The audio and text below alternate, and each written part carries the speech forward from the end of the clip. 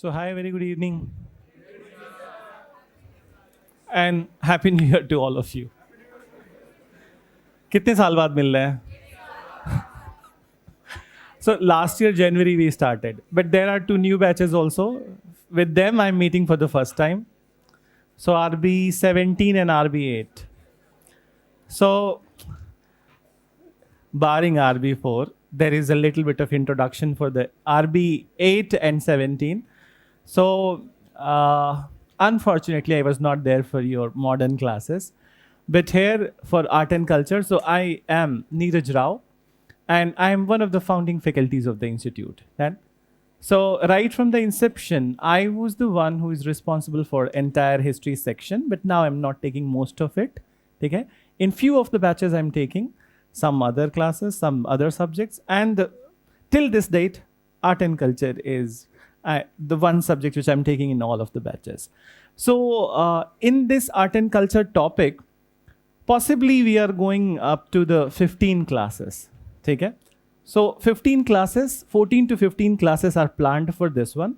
Let's see that how many more would be required. Not more than one. So if at all any extra class would be required, so that would be 16, but not more than that. So we will start with the syllabus once you settle down. Please do it fast. So RB4, how was last 1 year? पता नहीं चला, अच्छी बात है. Just started. Good. So chalo. So now, as far as this topic is concerned, please listen. So this topic of art and culture, it is important in both the stages of exam. And I hope you must have gone through the previous year papers. So you must have seen the number of the questions which has been asked from this particular section. So we need to discuss a little bit about this section, that what is the importance of this section in both the stages of exam. So as far as the prelim stage of exam is concerned, the average number of the question that you get from art and culture is 6 to 7 questions. Done. But when it comes to maxima minima of the art and culture syllabus, so it has gone up to 14 question also. In 2014, it was 1 year which we can say was the outlier, meaning that some exceptional number of the questions were asked from the art and culture. That was 14 questions were asked. Then, and total 22 questions were there from the history, art and culture section, which included modern, which included ancient and medieval, and art and culture. Then when it comes to mains stage of exam, so at least minimum number of the question in the mains stage of exam in your paper 1 would be 2 questions from the art and culture. But many a times they have increased the number of the question. For example, this year mains paper, so the modern questions were lesser than the art and culture question. 4 questions were there from art and culture and 3 questions were there from the modern Indian history. So the trend that we have seen in last 7-8 years is that 1 year they would be asking 3 questions from the art and culture, 3 questions from modern, then 4 questions from modern, 2 questions from art and culture. So this is a common trend. And moreover, you must have seen the paper. So in paper, you must have seen that when it comes to another part of the history, which is world history. So when it comes to world history, so there is not a very continuous trend in the world history whereby UPSC may ask 1 question 1 year, but next year there is no question. Okay? So generally they are asking 2 questions on alternate years or 1 question in world history. So though the syllabus is too big, but they have not asked many questions from this section. But that's not the case with the modern and your art and culture syllabus. No year paper, right from 2011, every year you had some questions on culture, some questions on modern in the mains paper. And your prelims paper is incomplete without the questions on the art and culture. And favorite topics of UPSC in art and culture syllabus is architecture, and then comes the religion and philosophy. So I'll give you the list that what all topics we are going to complete over here. And moreover, which we will also prioritize the importance of those topics in the due course of the time. Then, but since this is the first class, so I have many questions to ask you. Okay? Many questions to ask you, not just for the purpose of that it's an interrogative class, but just to make it a dialogue process, that your understanding I need to know, and at the same point of time, some new things can be imparted into the class. So let's start with the questions then. So very first thing is, that as the syllabus is mentioned, art and culture. Then, so let's start with the definition of the art. What you call that, how you will define art. What is art? Just, and don't be inhibitive, ठीक है? गलत भी है तो जवाब दो, इससे मतलब है. Yes, please. Skill of expression, ठीक है? That's right. And what else? Any refined? So basically, see, I know you all know. Then it's only that how we are going to put it into the words. Then, so the definition, how we can define that art is the manifestation of the aesthetic expression of the human beings. What is aesthetic expression? Aesthetic का मतलब क्या होता है? The one which pleases eye, which pleases our senses. ठीक है? So art is something which pleases our senses. One of the very important senses is our eyes. Then, so sense is our eyes, that what you see, that you see the flowers and that you see the painting and then अच्छा लगता है देख के, ठीक है? But senses are not limited to your visual things only. It's also listening capacity. So when you listen to a very beautiful music, then अभी थोड़ी देर पहले चल रहा था. So now this beautiful music, it pleases to your ears. Then, so this is also art. So basically, what is art? Art is the manifestation of the aesthetic expression of the human beings. That's one simple definition. Then let's come about the understanding about the culture. I know that this would never be asked in exam. कि prelims exam में तुमसे पूछ दिया कि art and culture का definition लिख दो, ठीक है? 10 number का question है. They will never ask you, ठीक है? But it does not mean that they will not ask you in your interviews.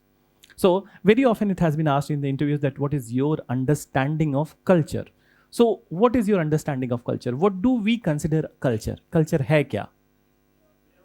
Way of living. Very simple definition and a complete definition. Okay? It is a way of living. Then, so culture is way of living. Now we can break way of living into many parts. Then, so what comes into the way of living? वो culture है. तो बताओ, what comes into way of living? What you incorporate inside or include inside way of living? Literature, cuisine, then traditions, belief, religion, language, literature, visual art forms, then performing art forms, then so everything which is part and parcel of our life and which we are. Okay? One thing is to be noted down, that anything which becomes part of culture, it's actually the social approval. Okay? Social, without sanctioning of the society, any such practice cannot become the part of culture. So whenever a particular tradition, particular custom, particular practice is done for a very longer period of time, it is repeated for a longer period of time, and when the social approval is there with that tradition or that particular item, so then it becomes the part of the culture. Then, so it becomes the part of culture. So for example, what we are doing, everything is not the part of the culture. Then, but the thing which we are doing from a very long time and society has accepted it, so that has become a part of culture. Then, so for example, that as you started with the food, एक बहुत बड़ा part है कि हम जिस तरह का खाना खाते हैं रोज घर पे, that is an important part of the culture. And on daily basis, you are not eating pizzas and burgers and these are not part of the culture. Okay? But might be in upcoming years, it may become part of Indian culture also. But what is the Indian culture? That freshly prepared food. Then, घर पे ताज़ा बना हुआ खाना, रोटी, sabji, dal, chawal. Then, this is just one example. Your language is one most important part of the culture. Without language, there could not be any manifestation, any understanding. So language is an important part. Literature is an important part. Then our fairs and festivals, they are important part. Then apart from that, those customs, those etiquettes, those decorums, then that we are following on daily basis. Then marriage ceremonies, then the rites of passages, then so these all are the part of the culture. So I hope you understood that what is culture. Now let's move on to the next question. The next question is that why this particular section, culture, is important for this exam. If we look at the syllabus, particularly prelims के syllabus में जब भी देखा होगा, modern के time पे भी देखा होगा या किसी भी subject में देखा होगा. So it's not clearly defined. In prelim stage, the syllabus is not clearly defined. 1 or 2 lines are mentioned. So as far as the history part is concerned, what they have mentioned, history of India. Okay? From ancient to modern time. So history of India includes its culture also. Similar way, So similar way many other subjects are mentioned like this, science and technology, ठीक है, environment and ecology, but broader parts को declassify करके नहीं दिया है.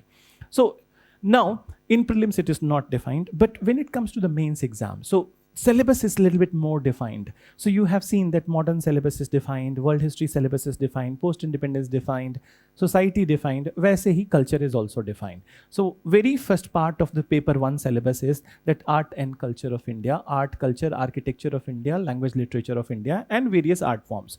So now they have mentioned some keywords, art, architecture, ठीक है, culture, visual art forms, then language, literature. So these all words are mentioned. So on these line you need to study.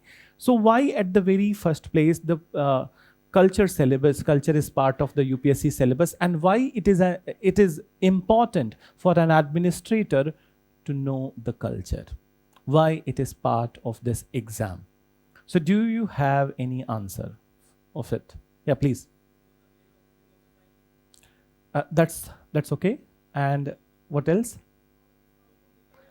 Because we serve in different states, so you need to know their culture, their customs, their traditions. Very good, exactly. And what else? Very good, exactly.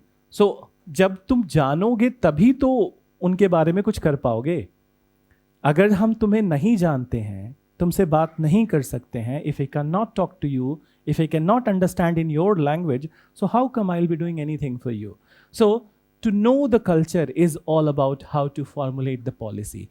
So one of the most important job you'll be doing, okay, important work you'll be doing no matter in whichever services you are, then is that understanding the people and according to their needs and their demands, formulating the policy. So without knowing the culture, the policy making would be a casualty. Then, so it would be a casualty and half work done, or even lesser than half work done.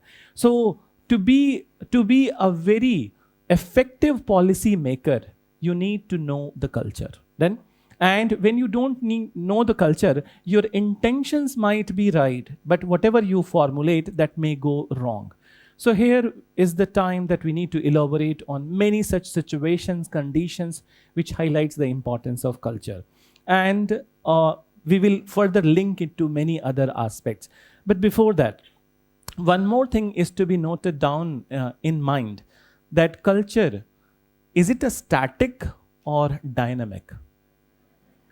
It is dynamic. Okay? So culture changes, then it is not static. But there is one more part of it. There is something in the culture which remains static. Okay? So let's, how many of which all batches have gone through the polity classes? सब में हो चुका है? मतलब चल भी तो रहा है ना? चल रहा है ना? So at least all of the 3 batches, that polity you must have read first 3, 4, 5 chapters. So now just look at the constitution. In constitution, there are 2 things which we say. Okay? The 2 things, and even it is a heated debate from the last week also. So I'll come back to that. In constitution, that there is a part which is called as the basic structure of constitution. You all know, I hope, you all know basic structure of constitution. Why I brought this up? Because basic structure of constitution, as per the foundations of the foundations of the Indian constitution, it cannot be altered, it cannot be repealed, it cannot be removed. Then, so this is there. And last week mein thoda sa issues nahi, that talk is happening that basic structure must also change. But that's a different episode. So here keep this in mind, that basic structure of constitution doesn't changes. But that does not mean that constitution would not be progressive. Constitution mein koi addition nahi hoga. So additions are happening. Time and again there are repeals, there are amendments, and there are new additions in the constitution. So one way constitution is dynamic. New things are incorporated, some things are repealed, some things are altered, but basic structure nahi remove hota hai. So that similar concept you keep with the culture also, that there are some basic structures of the culture which never changes, then which doesn't changes. But yes, culture is dynamic. Then new things are incorporated into the culture. So for example, that when we see ourselves and when we see our parents, then there might be a lot of differences between our parents or even our grandparents and us, then, but might be a lot of differences, but at the same point of time, there are something that we carry from our parents, which is part of us, then that is the basic structure of the culture. And the new things like our clothing, okay, food choices, our career choices, then so they have changed, which is according to the dynamic need or the contextual need of the time. So culture is not purely static. Some part of it remains intact, but it is a dynamic phenomenon. Then another thing, that culture is identity of a person. Without a culture, this identity is lost. So how this is an identity, I'll have n number of the examples today in your class. We'll share in the last part of the discussion, not the writing part. So let's start with the importance of this for an administrator. So let's start with some examples. Very first example, that since I said to you that it is important for policy makers to know the culture. When you don't know the culture, so your policy making would be a casualty. So let's take few examples. And one example I'm taking from the state of Tamil Nadu. Then, so what is this particular example?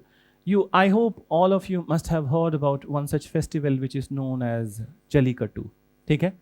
Now I'll take the festival of the Bhuta Kola also. Okay? Very recent. Then, so Kantara. Let's take that example. Why not recent example? Then, so the practice of the Bhuta Kola. Then, so any government agency, if it feels that this particular practice, okay, if some forest officer goes to a particular village, then, and he says that this all Panjurli and Bhuta Kola is all that, this is all rubbish. You stop doing it. You don't practice it. You are creating noise pollution. Then what he's doing, he's not understanding the emotions. Then he's not understanding their culture, and he's just going by the words of the law. And that does not mean that law is always correct. Then law is law, but law can be correct, law can be just, law can be unjust, law can be evil also. So it depends that who are at the apex of the institution who are formulating the law and for what purpose the law is created. In a country, wherever you are living, you need to follow the law. But that does not mean that law is already ethically upheld. Then, so here, when you're not understanding, you stop the process of a particular practice which is going on from thousands and thousands of years. Then, but it will affect their emotions. They will not cooperate with you. And when they will not cooperate with you, so then what would be the casualty? Development would be the casualty. And it will lead to the friction between the governmental agencies and those ground people. So when it is creating the friction, so then it may lead to some sort of violent activity also.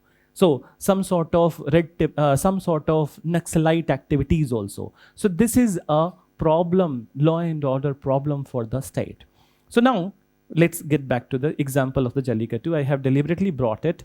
So you might have been in your colleges when the judgment related to Jallikattu was delivered. Or you might have started your preparation, or you might have been in your farewells then in your colleges. So, we live in the age of the activist. Okay?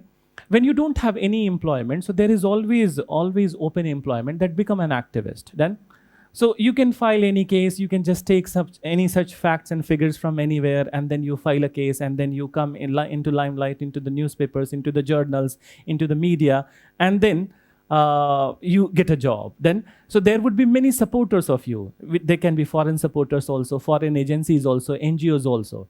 So in this case, what happened that somebody filed a case related to Jallikattu. This is a festival, I hope you know, in which it's a kind of a bull race. Then that one bull, he is forced to pass through a narrow passage. Then, and when the bull gets roughed by both the walls, so it gets irritated, and when it moves out of that narrow passage, so jo bhi aadmi samne khada hoga, theek hai, whoever is standing in front of that bull, so he will that fight with that particular, he will run after that person. So this is what is the game whereby chase of the man and the animal is happening. Okay? In this case, some accidents have also happened, whereby some people have also been killed.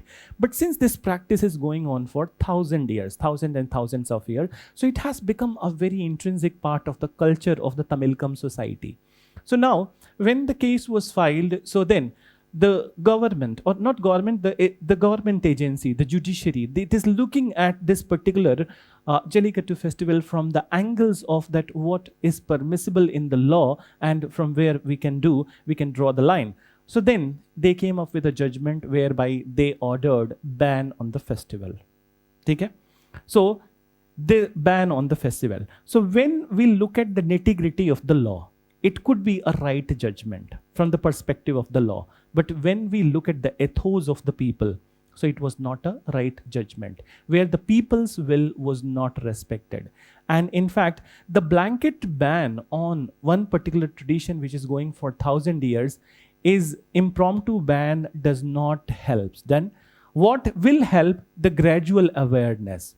Then people must be made aware about that this is leading to animal cruelty and some accidents also, some death also. So you need to change the rules of the game so that less accidents happen or less this kind of incidents happen. Or the court must have suggested a process whereby rather than roughing the bull through that narrow passage, there must have been some other mechanism. So they must have said, just like in Spain, what they do, how they irritate the bull. They irritate the bull with a red color cloth. So rather than coming up those suggestions, blanket ban is not a solution. What was the reaction in the Tamil society? Everyone rose against this judgment. Then, and the judgment was given by apex court, including the big names of the Tamil industry, film industry, including Rajnikant, including A.R. Rahman. Everybody said that this is not the judgment in right ethos. Are you getting it? Then, so it could be right from the perspective of the law, but it was not right from the perspective of the cultural ethos of the people. So first you need to take them into consideration, make the party, them to be the party of that particular decision. And that's how later on the decision was stayed. Then, and day before yesterday only, the Jallikattu festival started. So now you're getting it. So when you don't know the culture, it can go into any direction. Now understand few other things. Let's go to the Middle East. So one of the boiling area in the world right now is the Middle East. It all started from Libya, Syria. Okay? I hope these episodes you know that America's adventurism into this particular area. So what is this fight all about?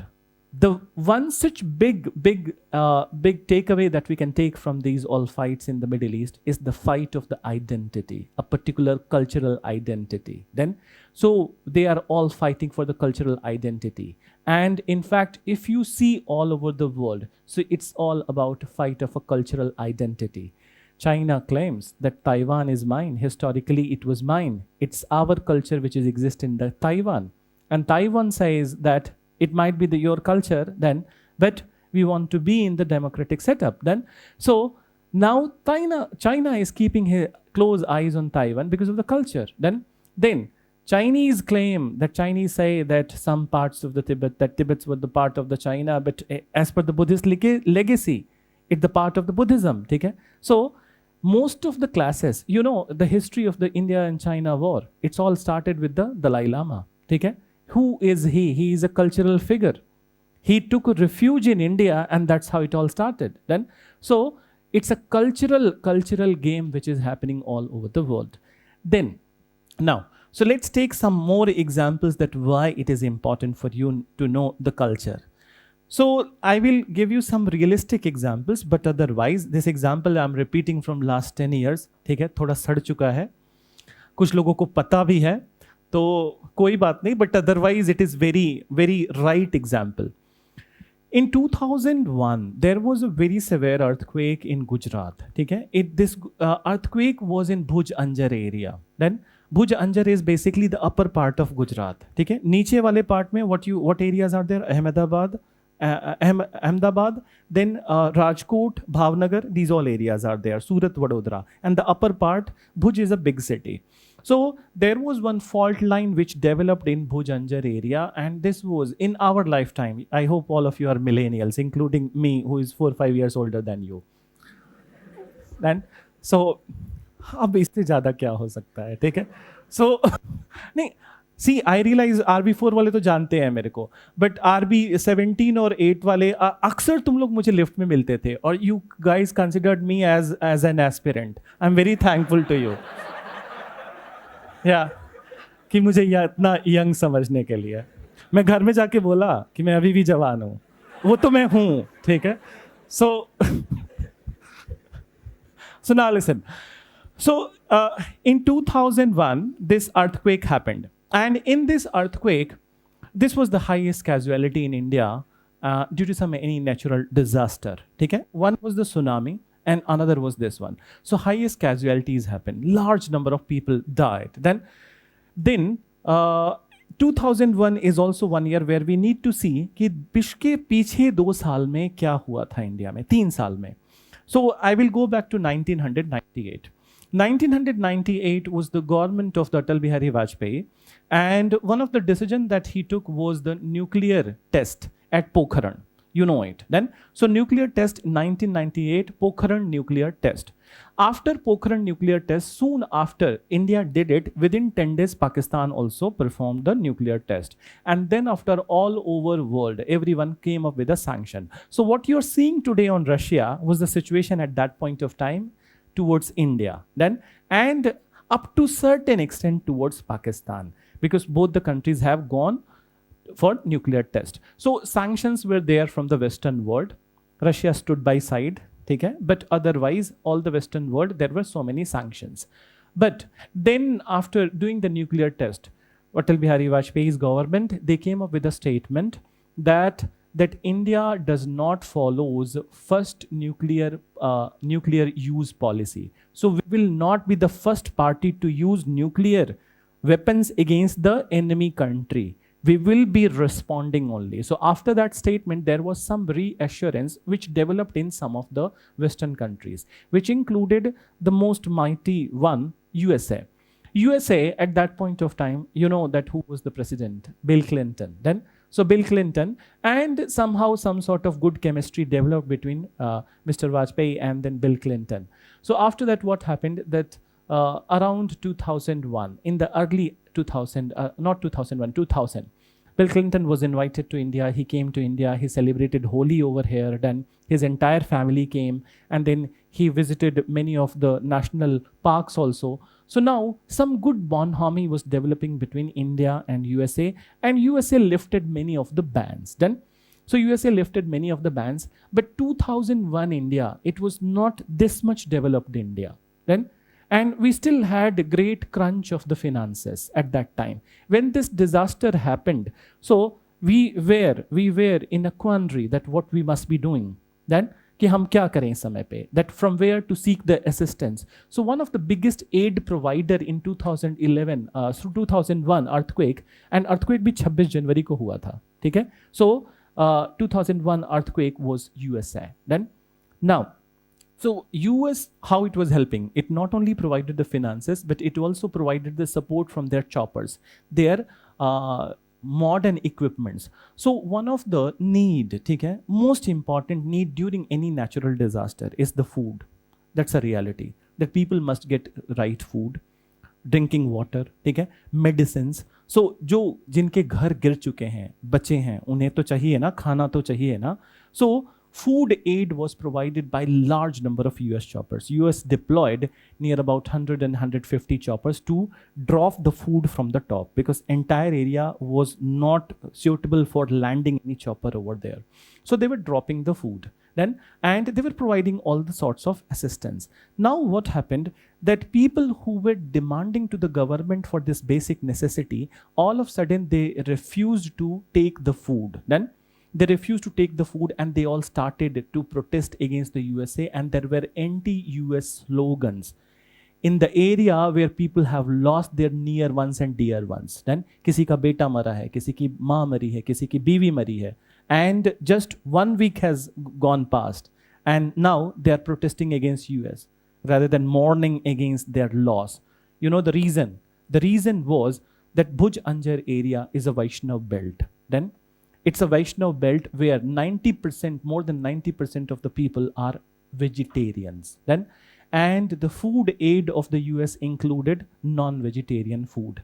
And not only non-vegetarian food, but it was insensitive on the part of US that this particular packets of the food, they included beef. So it was insensitive to the culture of that region.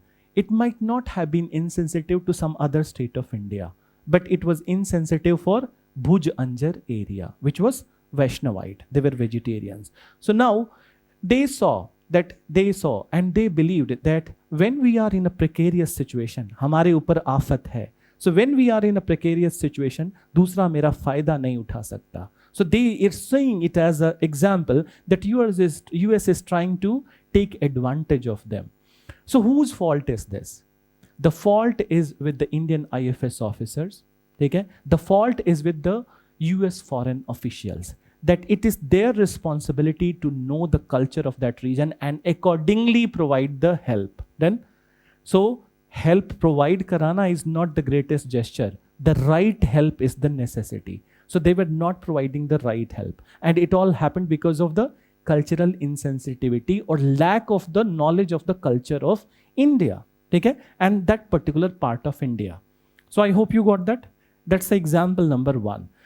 Now, second example. This is example from Bihar. Then 1997. Then so Bihar is often regarded as was considered as sorrow of India. Okay? And sorrow of India, why so? Floods. Okay? Kosi River and 7 branches of the Kosi River, which brings hell lot of water. Then so which brings hell lot of water, and year on year there is a disaster in the Bihar. Now the situation has changed. So nowadays what has happened in 2020s that more floods are there in Kerala and Assam than Bihar. But at that point of time, Bihar was the biggest casualty of India. So daily that har saal mein floods aa rahe hain. 1997 was the severest flood of the Bihar. Now it is said that near about more than 1,000 villages were completely drowned in this flood. And in this situation, you will be reading later on in disaster management that there is a force of the government of India which is having expertise in disasters. So name of the force is NDRF, National Disaster Risk Force. Okay? So NDRF forces, they started to rescue people from different villages. So now they are deploying their choppers. They are just rescuing people from one area and they are taking them to some common camps.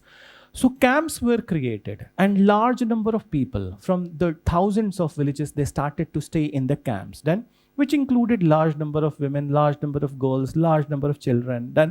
So now they are staying in these camps. And moreover, they will have to stay in the camps until and unless the flood water recedes. जब तक recede नहीं हो जाता. In fact, the process is कि जब भी wherever the flood is there, so people will have to wait for the flood to recede and area to dry. Bina dry हुए, if you go to the area, so then there would be some diseases, waterborne diseases. So they will have to wait for a month or so, more than a month. So more than a month they were living in those camps. Now, the basic necessities over here also in a flood situation, what is that? Food चाहिए, खाना तो चाहिए, drinking water चाहिए, clean drinking water, and medicines are also necessary. ठीक है? Medicines and then torch, and those are the basic necessities. So right from the beginning, very often the women, the children, the men, ठीक है, they all are going to the district collectors and those administrative officials कि हमारे पास ये घट गया है, give us this one, ठीक है, give us this food, that food. But then after 20 days of staying in the camp, all of a sudden the demand changed. So earlier people were demanding food. Earlier people were demanding those all stuff which are the basic necessities of the life. But all of a sudden demand changed. And everybody was amazed and astonished and surprised that why this demand is there. Moreover, this demand upsuited the demand of the food, and it was mainly met by the girls and the women of the camps. So the demand was basically one item of the culture, okay? And this item was sindoor. Ek chitki sindoor. Then, so why ek chitki sindoor? So first of all, please understand then that this sindoor was important from the perspective of the manifestation of the culture. When we talk about the rural women of India or cultural women of India, so if their husbands are intact and if they are not putting the sindoor on their forehead, so they consider that they are doing some sin. Okay? One is that perception. But here, this perception was not dominating, something else was dominating. What was that? 1,000 villages. People from 1,000 villages living there. They don't know each other. Then, now, so you know that anti-social elements, ठीक है, जहाँ पे भी होंगे, चाहे society के किसी भी पार्ट में चले जाओ, they would be there. Then, so no matter what bad situation is there, but they will try to find out some opportunity there.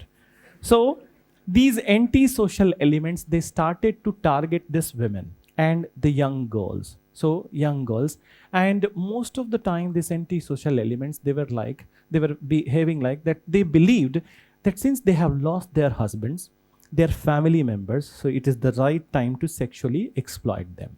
So the sexual exploitation cases started. 3-4 women were sexually exploited, and after that, then, so women decided that if they are not able to put a deterrence, when they are together, so they can put a deterrence. But what if they are walking alone? So how come they will deter them? So they decided that if they would be putting sindoor on their forehead, okay, even if they are married or not married, then, so it will deter the man who is targeting them, that their husbands are alive, their family is intact. So some sort of deterrence, some sort of fear would be there. That was the basic reason because of which they started to demand. So this is how we can say that ek chutki sindoor ki कीमत, tum kya jano, IAS babu. So this is, so you are getting that the smallest of the commodities of the culture could be of hell lot useful. Okay? So this is one such example. Now, there could be a number of the examples, but I would be giving you examples because this is the first class where you need to set the premise right. So now let's come to the identity part. I said to you that culture is identity, okay? And moreover, we also said that it's a evolving identity. Evolving word use kar raha hu, dynamic nahi, evolving identity. And I hope what is evolving. So for example, our evolution has happened. Then जैसे हमने बात की basic structure and then the additions. So similar way that today we exist as a Homo sapiens because we have a evolving identity. Okay? Evolving nature. So we started from an ape, then, and from ape we turned into the primates. Then from primates we turned into the Homo erectus to Homo habilis, and then Homo sapiens. Then, so in this entire process we have lost something. What we have lost? The hairs on the body. Okay? The inclining pose, then, and there are some vestigial organs we have lost. But have we lost heart? Have we lost brain? Have we lost lungs? Then, so this is the basic structure. So we evolved. So culture also evolves. Then, meaning that something would be intact, but new things would be incorporated as per the context of time. So now the example, the best example is one of the evolving identity of India. So it's the case with one of the very famous politicians then, and if you don't like him for his politics, so you may like him for his English, Sasi Tharoor. Okay? So a fella who comes up with any such word, kuch bhi bol diya, and then it may turn up some beautiful English word. So now, he authored many books. In fact, he was actually the official in the UN Commission, UN High Commission, when he was not a politician then. And that's the time when he started his author career, so authorship career. And one of the initial book that he wrote, which was very popular, whereby he brought the Indian political scenario in comparison with the Mahabharata characters then. So that was one of his finest book. And then the book which made him very popular among the UPSC aspirant was Pax Indica. Okay? So Pax Indica. So this is the book which he was writing. Now, he started from New York and he was at Amsterdam. His connecting flight was from Amsterdam. He's waiting on his flight was delayed for 6-8 hours. So he was using this time for completing his authorship. So on one such bench, he has collected all those stuff, those chips and then water and everything. And continuously he was typing, he's just scratching his head, typing something then. So now what happened that there was one man who was staring at him, a Dutch person who was staring at him from very long time. And then all of sudden he came closer to Tharoor and he said that, "Oh, thank God you are here, that please fix my laptop." So he was surprised that why you are asking that please fix my laptop. that then he said, oh, I know, you're an Indian, you're a software engineer, you know how to do it. Then, so the evolving identity that if any Indian is working outside India, particularly in Europe, in America, so then he might be a software engineer. Okay? So this has become part of the Indian culture that we have expertise in software engineering. And this has a testimony. What is the testimony? The big companies, multinational companies, Fortune 500, the topmost, top 10, their CEOs, their MDs are Indians. Satya Nadella, Sundar Pichai. Okay? So the world has seen the testimony of it, that we have developed this expertise in the software stuff. You got it? So it is also an evolving identity of India. I hope you're getting it. Now let's connect the culture with the economy. Then, so it might seem very bizarre to us, but it's important. The Indian economy, majority part of the Indian economy runs on culture. Okay? We are a cultural economy. Now, to prove the point or to further elaborate it, before going into it, can you give me some example of it? That we are a cultural economy? Yes, please. Which one? Very good, exactly. Marriages. Wow. कब कर रहे हो? अभी selection लेके बुरा नहीं मानना, देखो ऐसे इंस्टांसेस आएंगे जहाँ पे मैं कुछ भी बोल सकता हूँ, सो बुलाना जरूर, ठीक है? कोई नहीं. So what example he gave? Marriages. The best example, the Indian marriages. Then, see, let me complete it. So entire Indian, not entire Indian economy, but we have, now the marriage season has started, ठीक है? कल के बाद से. So नहीं, कल से ही start हो गया. So marriage season has started. Now, when you see the stuffs in the marriage economy of India, ठीक है? The entire city and the every economic activity is generated in a bigger way in the marriage season. Okay? So now there would be more movement in the jewelry shop. There would be more movement in the Chandni Chowk for the lehengas, then for the sarees. Then there would be more movement in the food market. Then more movement in the food market, any type of food market. Then चाहे वो मिठाई की दुकान हो, चाहे वो खाने की दुकान हो. So now economic activity, all of a sudden it gets a spurt, it gets generated. Then, so it promotes that economy. Let's talk about, since the last bench somebody said about Durga Puja. I will take the example of the Calcutta's Durga Puja. In fact, entire Calcutta runs on the Durga Puja festival. And in fact, आज दुर्गा पूजा खत्म होता है, कल से तैयारी अगले की start हो जाती है, ठीक है? And if you really go to the Durga Puja pandals of the Calcutta, ठीक है, crores and crore rupees are spent on the Durga Puja pandals. But what is the reality? Don't look at those crore. With those crore, how many crores they have generated in the market? Large number of tourists from all over India coming to Calcutta. Large number of tourists coming from the foreign countries, other countries. They are staying in the hotels of Calcutta. They are eating in the restaurants of Calcutta. They are buying some beautiful stuff, cultural stuff, some food, some clothes, something, some symbolic stuff from the Calcutta. What it does? It does generates economy. Okay? So it does generates economy. And then it's not just the marriage and the Durga Puja. Okay? How many festivals do we celebrate? हर हफ्ते में एक festival है, ठीक है? परसों छुट्टी थी, है ना? फिर 26 जनवरी को है. अब 26 जनवरी को क्या बिकेगा? झंडा. बट झंडा के अलावा यस, काइट्स, पतंग, ठीक है? यू आर इन दिल्ली ना, just witness the Patang festival and the kite festival in Delhi. Each and every house, okay, in Delhi, everyone would be there with the Patang. So now one new economy is generated related to the kites. Then similar is the 15th of August. If you are in Delhi, you will witness hell lot of kites flying in the sky. Then, so a new activity is generated. Then after it, okay, in February, you have a number of the festival, and then comes the Holi, okay? So, देखो, शादी वाला इस 14 से कोई relation नहीं है आने वाले से. So, but देखो, this, I consider this place is one of the most beautiful place, ठीक है? I have not seen that n number of the pairs in my previous life than here.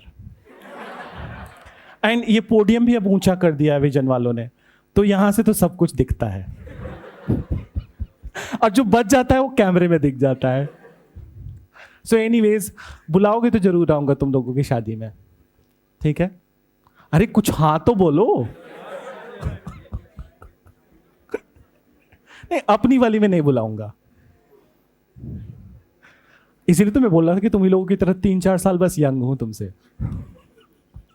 So listen, so what we were talking about, that this generating economy. So we have hundreds and hundreds of festivals. Then these festivals, it actually activates the economy.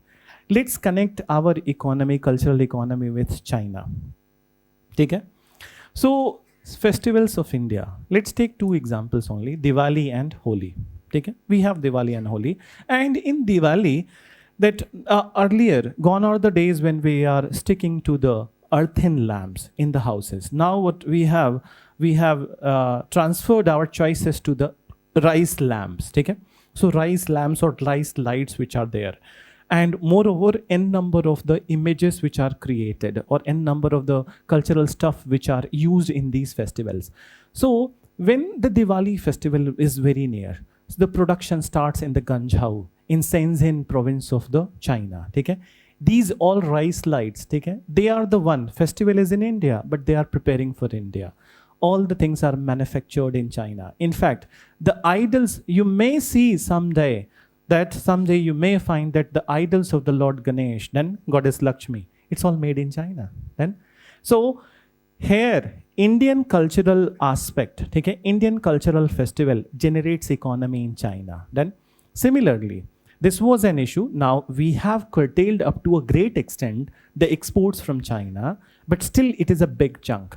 So in Holi, okay, majority of these dry colors, they are created in China. The toys which boys are, that children are using, then those big pichkaris, they are all made in China. So China prepares for all the festivals in the world.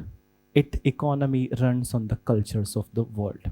Now another thing, one last example, and then I go into the details of the other stuff. So last example is that majority of us, okay, including near about 70% in this class, that we are religious. Then we're religious, and very often that in the morning what we do, that generally that we just pray before the God and one's incense stick, okay, agarbatti. Then so this agarbatti, since in India is the country where the maximum consumption of the agarbatti happens. Then population bhi kam thodi hai, 140 crore. Then so obviously the maximum consumption, and the ingredients which goes into the manufacturing of the incense stick, what is that? Simple bamboo sticks are there, and in bamboo sticks what you are coating different kind of fumigatory items, then which can easily be found in India. But you know, it is insufficient for us to go with our production. We export highest amount of the incense stick from Vietnam. There are villages in Vietnam which are known for only agarbatti making, and these all agarbattis come to India. In lockdown, there was some issues, and the people in Vietnam were suffering because Indians were not able to buy their agarbattis. So this is how culture connects the world. And economy has a very closer relationship with the culture. Then, so I hope you understood the importance of this subject, that why it is kept at the very first place in your syllabus. I hope it is right. Yes or no? Done? Chalo. So now the bigger discussion has happened. The premise is set. Let's talk about the classes. So what all things we are going to conduct in upcoming 14-15 classes. So there would be 6-7 chapters, and I'll give you the class plan also. So the very first chapter, which we will be starting today, and so the biggest chapter of the culture is architecture and sculpture. Architecture and sculpture. I'll assign the number of the classes later on. Then after completing, this is the sequence in which we are going to study the topics. So second topic that we will cover is religion and philosophy.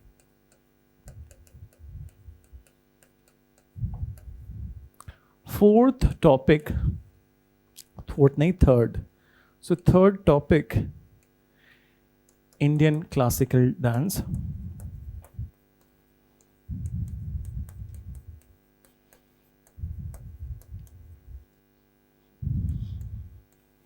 Then classical music of India.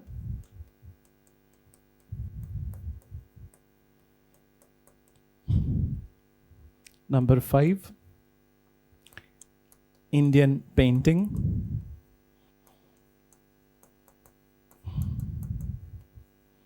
Number 6, language and literature.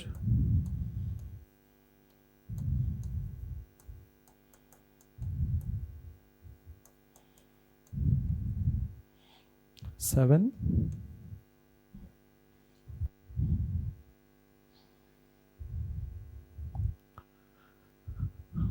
Bhakti and Sufi movement.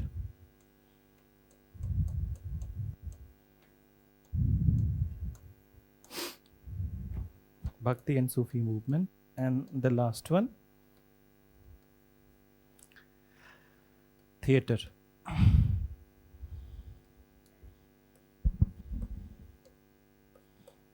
So traditional theatres of India.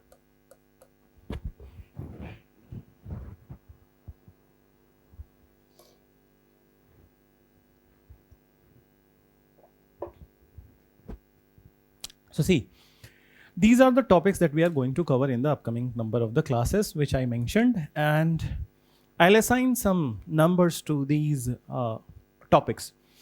So this is the biggest topic of the culture and the most important chapter of the culture. So it is, once you are done with the architecture and sculpture, you are done with the 50% syllabus of the culture. That's reality as far as our exam is concerned. The number of questions that have come from the topic. So 50% of syllabus is getting covered over here. So here I am assigning 7 classes for this topic. कभी increase हो जाता है आधा class, ठीक है? But 7 classes I am assigning for it. Religion and philosophy. So here religion and philosophy में हम Hinduism, Islam, Christianity नहीं पढ़ेंगे, ठीक है? What we'll be reading? We'll be reading Buddhism, Jainism and Zoroastrianism. And apart from it, the orthodox and the heterodox philosophies of India. So these philosophies will include philosophy of the Charvak, Ajivika, ठीक है? Sankhya, Nyaya, Yoga, Vaiseshika, Vedant and Mimamsa. So these philosophies will be talking about in this one, and Buddhism and Jainism.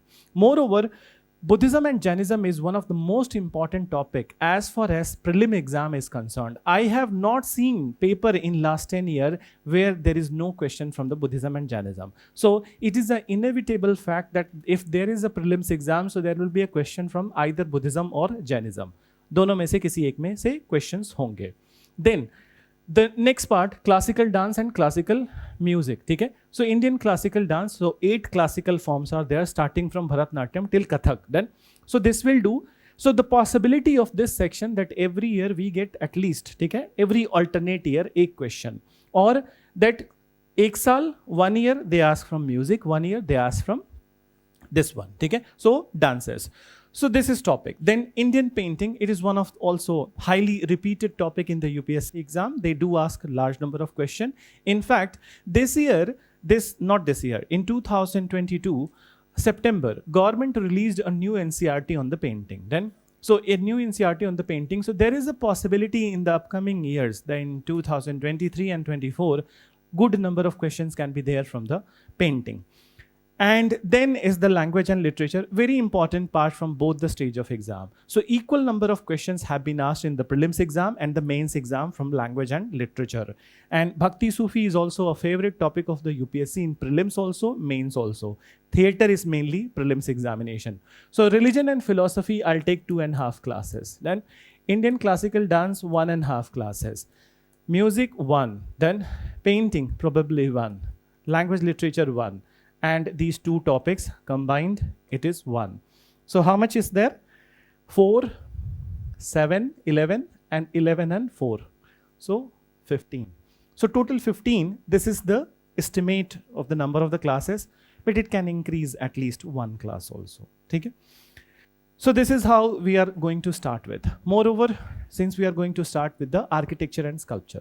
So that is the very first topic.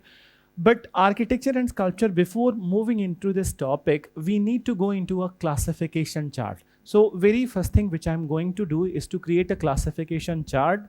You will have to create that chart whenever you are in confusion that what topic you are reading. Please revert back to this classification chart which I'm going to create. So I'm just curious to know that in which batch ancient and medieval is complete. In any of the batch? RB4. Complete or it is going on? And in RB17, is it going on or complete? Not started. In RB8? Not yet started. Okay? 3 classes. Okay? So anyways, see, I will keep this into consideration that since you guys have not gone with the topics, so that must not be a debarment in the our episode. So जहाँ जरूरत होगी मैं ancient medieval की चीजें तुम्हें बता दूंगा. ठीक है? So let's come to the classification. So you write a major heading, the first chapter, architecture and sculpture. Architecture and sculpture.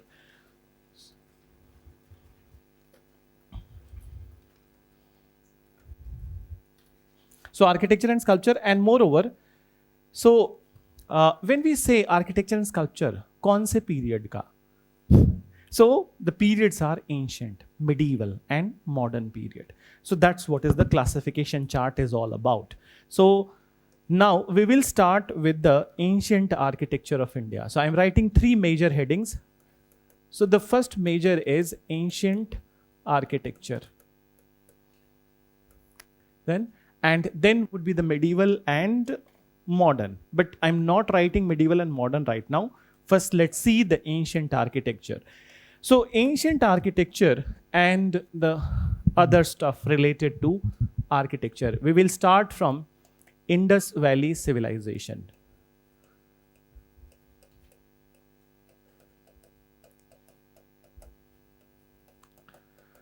So now please understand that here I'm not going to teach you history. What I'm going to teach you?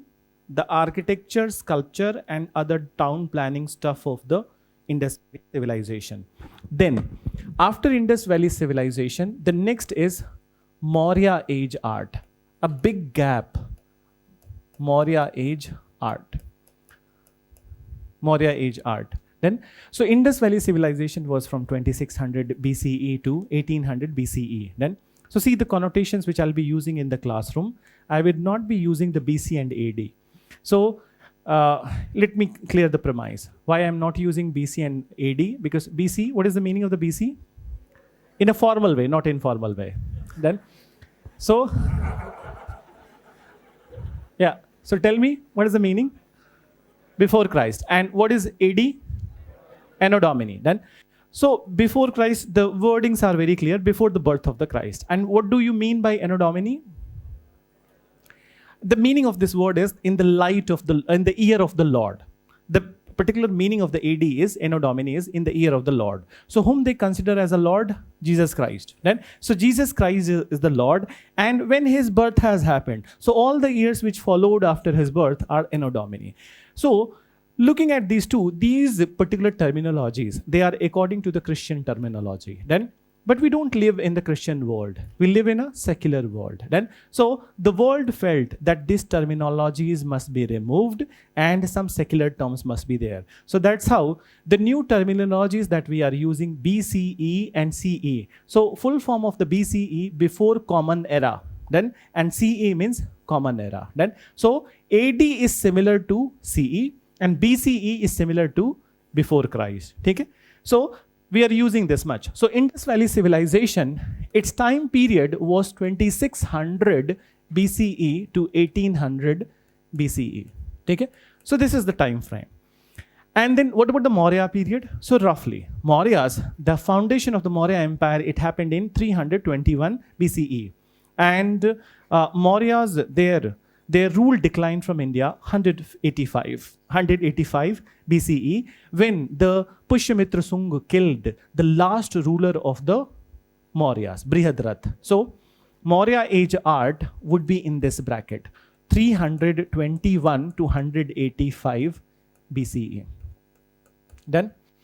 Then after Maurya age art, let's move to the next one, post Maurya art.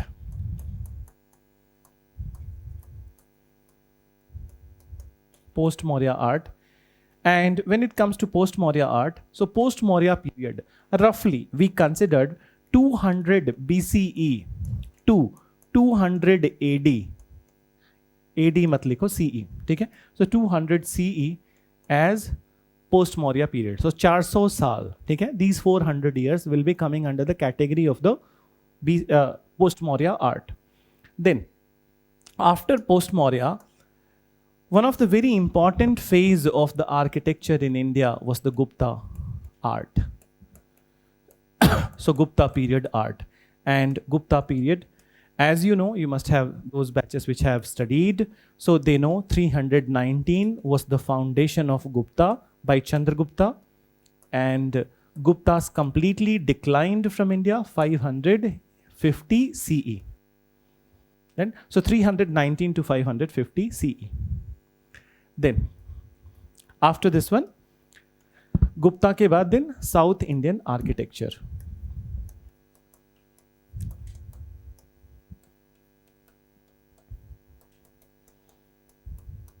South Indian architecture, and roughly the period of the South Indian architecture start from 600 CE to 1100 CE.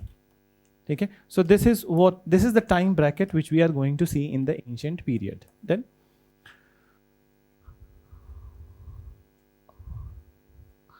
so this is the initial classification.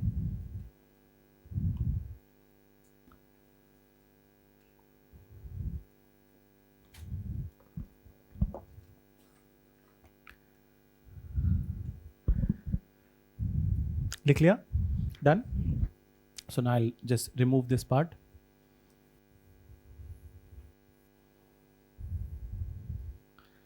I hope you have written.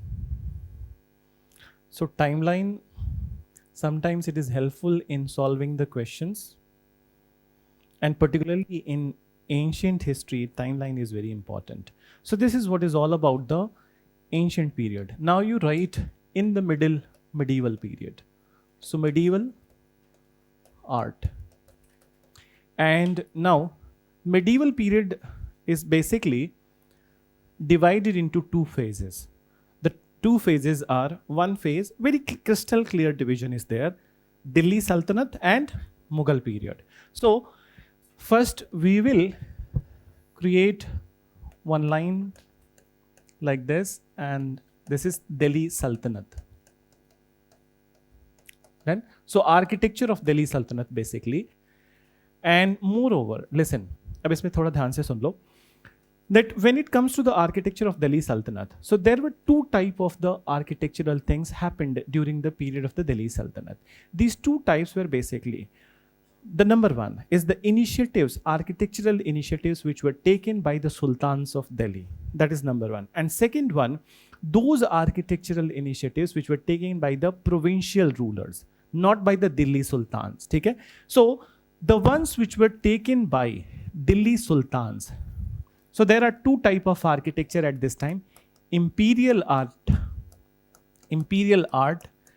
and second we call as provincial art. Imperial art and provincial art. So as I mentioned to you, that imperial art is basically the initiatives which are taken by the Delhi sultans. Then, so who were the Delhi sultans? The dynasties which ruled in the Delhi Sultanate. So Delhi Sultanate, time period for both of them, 1206 to 1526. And this is all CE. So the very first dynasty which ruled in Delhi Sultanate, slave dynasty. So slave period art. So here what we'll be seeing, slave period art. I'll write art at the downside. Slave period art. Then after slave, who were the rulers? Khiljis. Okay? So Khilji. And then tell me, Tughlaq. After Tughlaq, Sayyid. And the last one, Lodhi. ठीक है? Timeline बताओगे? बताओ. So slave period 1206 to 1290. Good, very good. So 1206 to 1290. Khilji 1290 to 1320, not 26, 1320. Tughlaq 1320 to 1414. And Sayyid 1414 to 1451. And the last one, Lodhi, till 1526.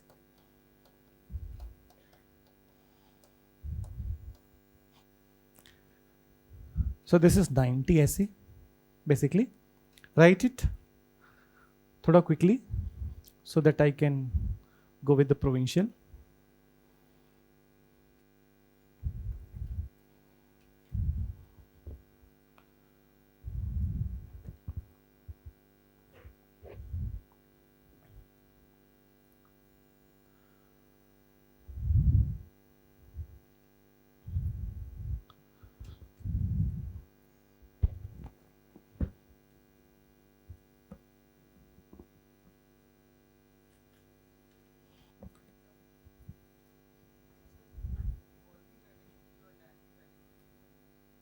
बता दूंगा class के बाद मिलना, break में मिलना, ठीक है? Done, this part done. So let's move to the provincial one. थोड़ा दूर कर लेते हैं इसको. So I hope you are done with the part. So let's move provincial art. Provincial art. And so in provincial art, there are 5 provinces that we are going to incorporate in the classes. So starting from Bengal, so here there is no separate timeline. This timeline, it all starts from 1200 to 1600. Okay? So the provincial timeline is from 1200 to 1600, and we start from the Bengal art. Then after Bengal, Jaunpur. After Jaunpur is Gujarat. Gujarat art. Then Malwa. Malwa art. And the last one is Bijapur art. So these are the 5 provincial art that we are going to see. As compared to the old batches, I have added a new art into your class, that is the Gujarat one. So very recently, 2 years back, 3 years back in fact, Gujarat architecture got UNESCO heritage structure, heritage status, so it becomes important. So this is about the provincial art. Then now 1526 in history. So what has happened? First battle of Panipat. Then Babur defeated Ibrahim Lodhi, the ruler of the Delhi Sultanate. Then so after the defeat of the Ibrahim Lodhi, the new dynasty has been founded in India, that is Mughal. Then as far as the lineage of the Mughals are concerned, who are they? Who are they? Any idea? Yes, very good, exactly. So they have the lineage, they don't have a single lineage, they are lineage of the Mongols and Turkish people. So from the father side, from the paternal side, they were the lineage of the Amir Timur, Tamerlane. Then so they were from father side, they are the lineage of Amir Timur. From the mother side, they are lineage of the Changiz Khan. Okay? So Changiz Khan's daughter Nigar Khagan married to Amir Timur, and their progeny is known as Mughal. So they have half Mongol, half Turkish lineage. Then so now Mughal kingdom. So Delhi Sultanate. अब हमने यहाँ पे क्या लिखा था? What we wrote? Medieval period. So let's create a line from the medieval period. One was Delhi Sultanate, and the another one would be the Mughal period. So you're right, Mughal period.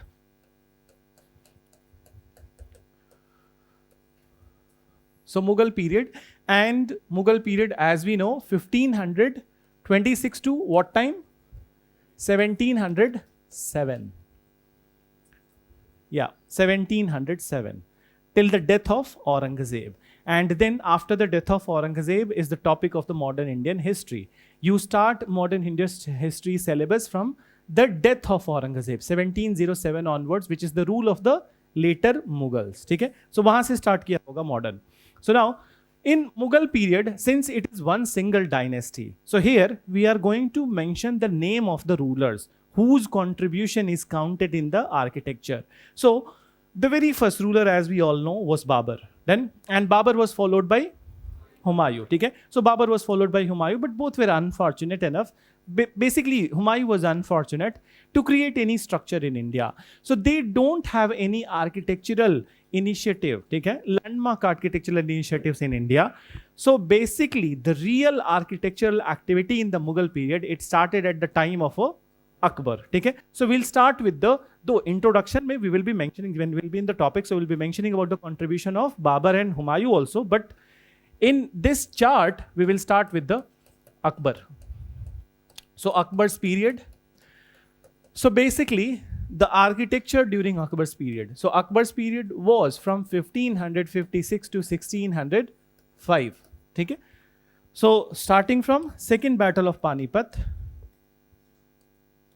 Then after Akbar, the next patron, Mughal patron, was Jahangir.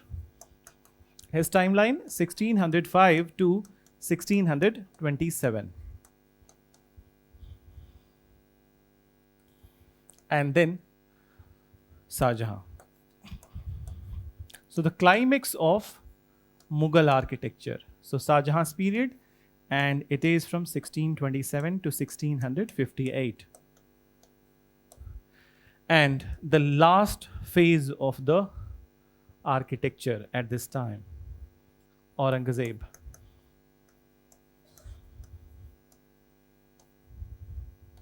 So Aurangzeb 1658 to 1707.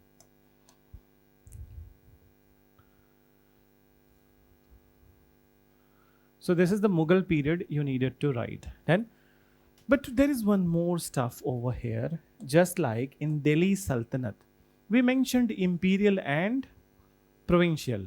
Now here also there is something which we will call as Mughal period, but the provincial art of Mughal period. So you mentioned provincial art of Mughal period.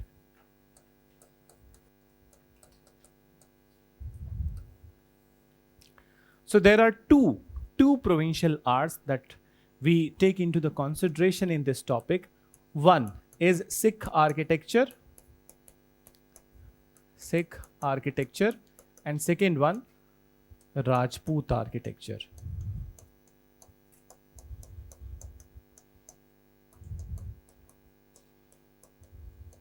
Rajput architecture.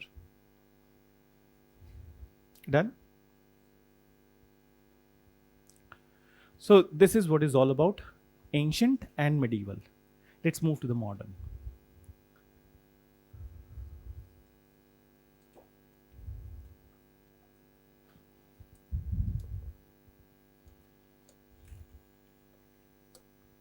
So modern age. But listen, here when we are writing modern age, so we are not talking anything beyond 1947 or anything beyond 1950.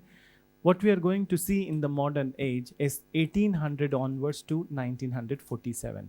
What all developments were there in this bracket of the British rule. Then, so listen first.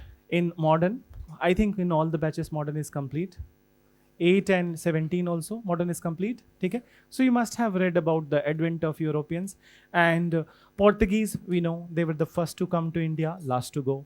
And then after, one of the very big imperial power in India was French. Then, so basically from architectural perspective also they are counted. Particularly Portuguese are counted. So Portuguese, they were mainly concentrated in Goa. Okay? Daman, Diu, these all areas, and the architecture that they introduced, that would be one part of it. Then French architecture, though we are not going to mention in the elaborate part because it has never been asked in the UPSC exam. But if you say I would do some sort of coverage in the class, but here I'm not writing in the classification. But when it comes to British, so it becomes very important. So British architectural styles in India had two phases. Initially from 1800 onwards, 1800 onwards till 1911. This bracket of 110 years, it was the architecture of India was mainly in the style of Indo-Gothic. So Indo-Gothic style of architecture was introduced by them. Then after what happened in 1911, government decided to transfer the capital of India from Calcutta to New Delhi. Okay? So in this regard, what happened that some new architecture, some new buildings were to be created in Delhi. So new architectural style was introduced in India, which came to be known as neoclassical style or neo-Roman style. So these are the ones which we'll be seeing in the modern period. So let's talk about it. So Portuguese architecture, Portuguese art, and second we say British art. So Portuguese art, British art. So the Portuguese style, we call it as, you can write in brackets, Iberian style. Iberian style. Done. And when it comes to British, so we divide British into two parts. And these two parts are, so number one is Indo-Gothic style of architecture.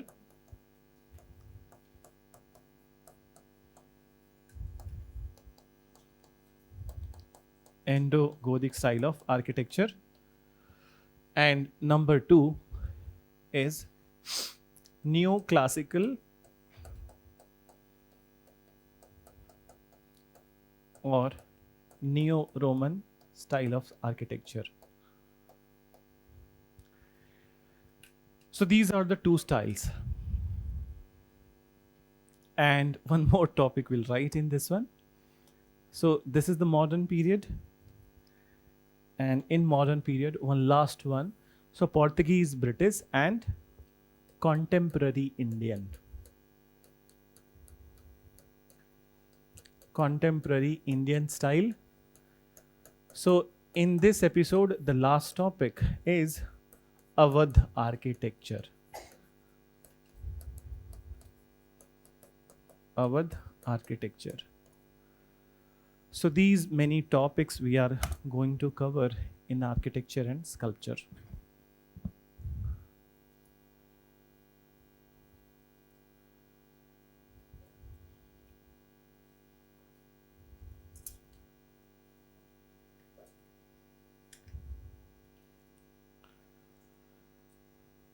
Done?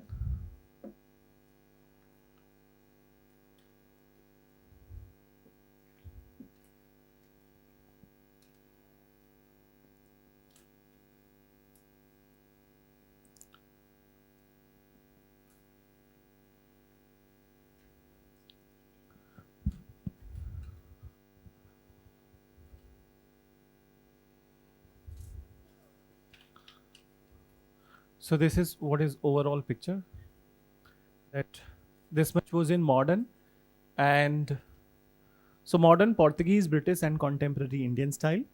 So in Portuguese style we call it Iberian, British ke do style, Indo-Gothic and neoclassical or neo-Roman. And in Indian, one standout architecture was Awadh architecture. Then in medieval, so medieval, this much we have written, I think.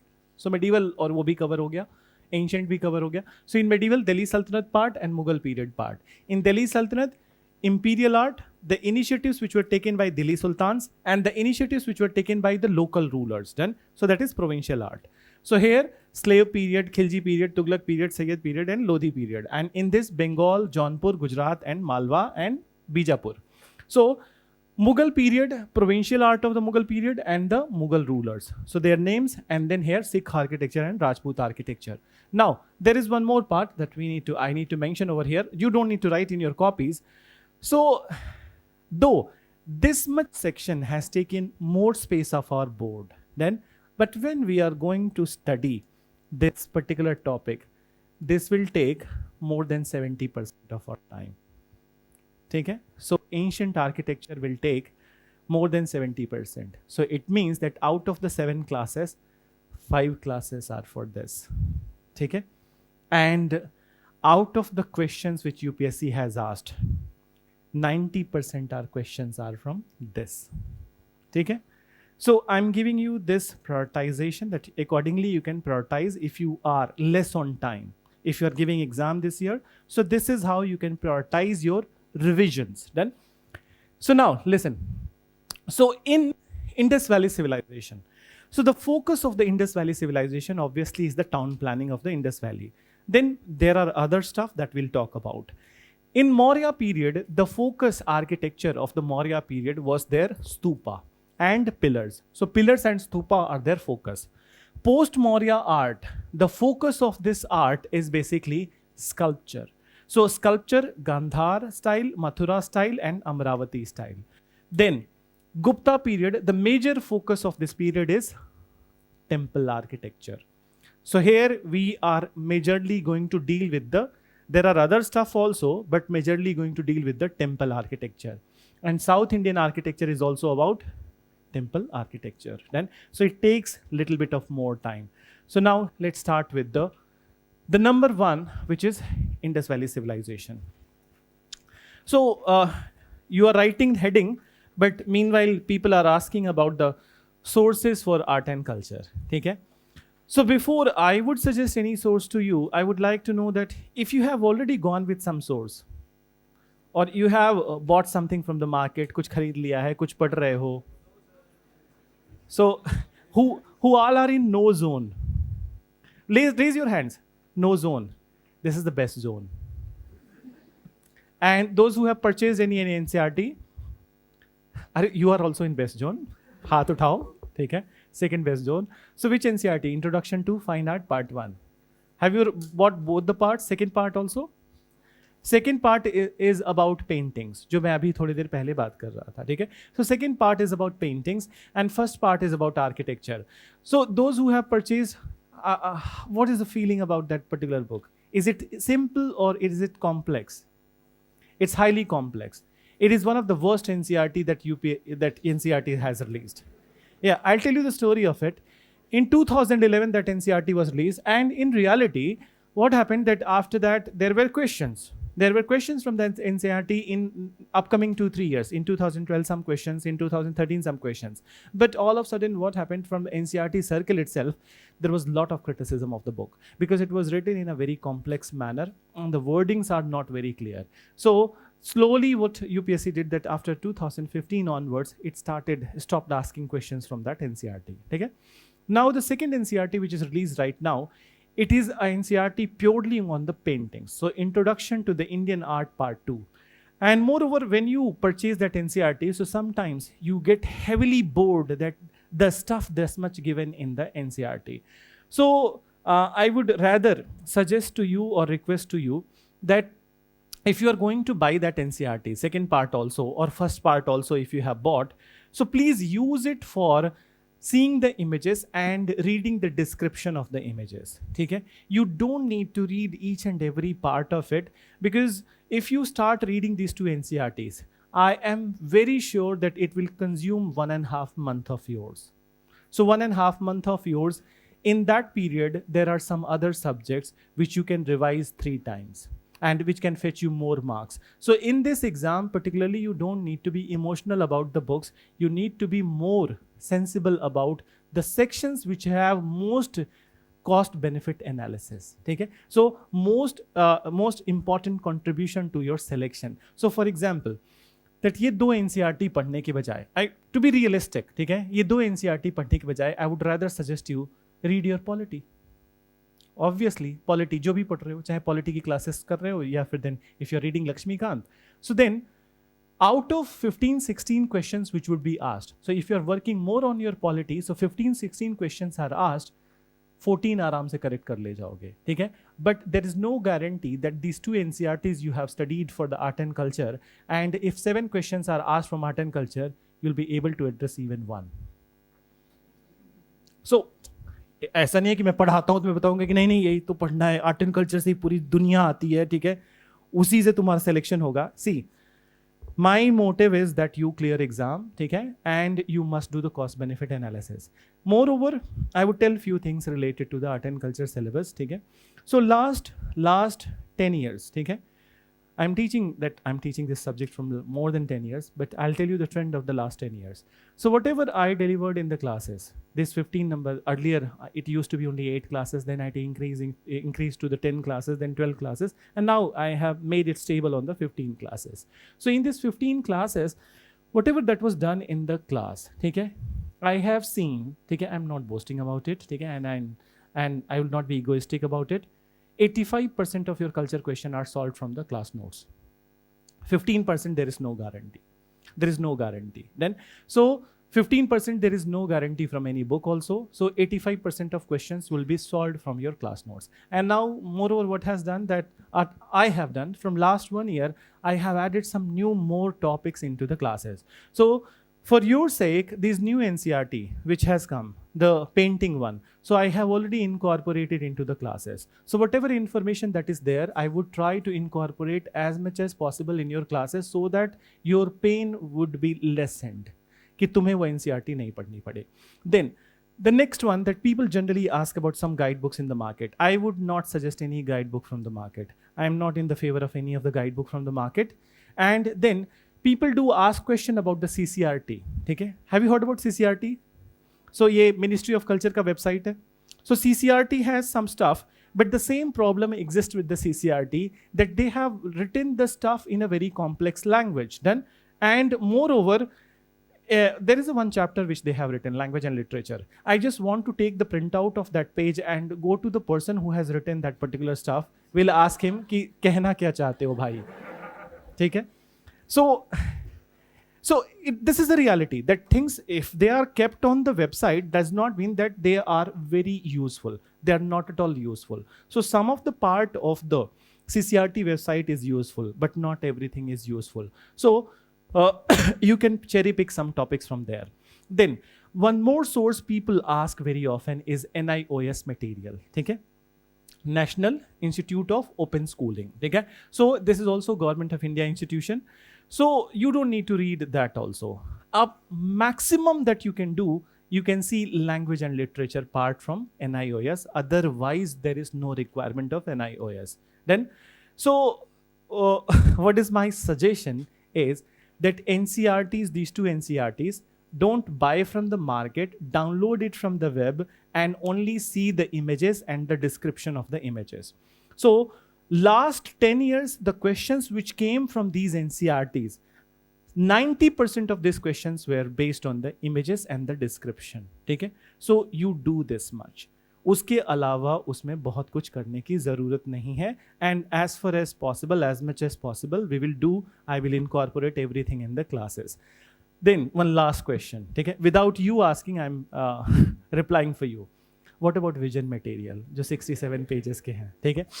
So I'll tell you, I have all the rights to say no to you. You don't need to read it. Yeah, I'm blunt. I know. So why so? Because in 2013, that was the material which I authored in 2013. So as your modern Indian history material also. Both the materials which you are reading right now, I authored in 2013. And though I would say that if you're reading your modern one, so you can refer few topics which has not done in the classes, so you can refer in the modern one.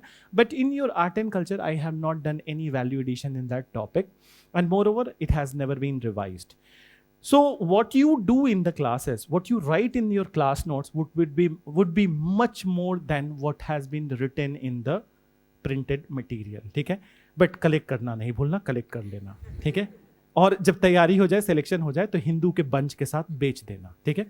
₹2 मिलेंगे. So this is what is my recommendation. Otherwise, तुम्हें किसी किताब के बारे में पूछना है, you can ask. Any book that you want to ask me. That काम का है या बिना काम का है? No comment. Pass. And then Tamil Nadu textbook. So Tamil Nadu textbook, see, I would suggest that for ancient and medieval you can use Tamil Nadu textbook. ठीक है? Ancient and medieval के लिए पढ़ सकते हो.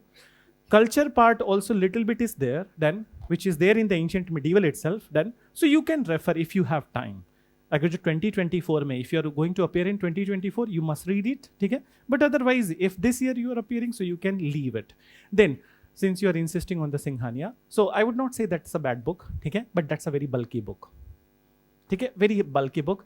And see, I would tell you one such reality, that books are written from two perspectives. One, that it must be useful to the students, but the most important perspective is the profit maximization. So what can be conveyed in 4 words?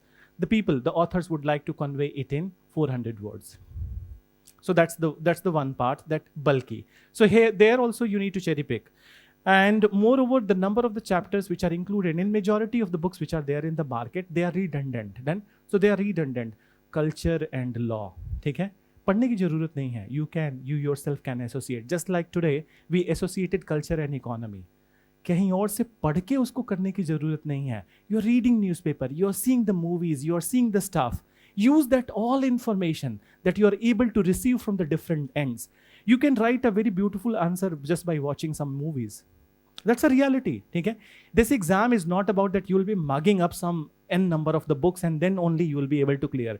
If this would have been the reality, so the largest chunk of the selection must not have been the first timers. More than 50% of the selection every year are the first timers.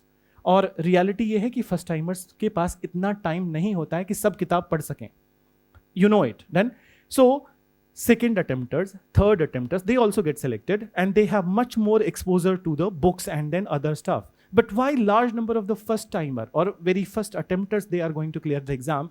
Because their mind is open, okay, quite open, and they know how to use the information which they have received in their college, which they have received in their friendship circle, in their own family circle, and those practical stuff, when they are incorporating into the exam, it fetches the marks. Okay? So this exam is not just about the bookish stuff, but how much well and how well you have observed around yourself. Then, so it's not about that कि कोई question पूछा है अगर society में या किसी भी topic में, if the question has been asked that if you're writing less than 10 points, then only if you're writing 10 points, then only you get 10 में 6 marks. This is not the reality. Even people who are writing just 3 points, but if they have explained it beautifully, if they have presented it beautifully, they also get the 6 marks.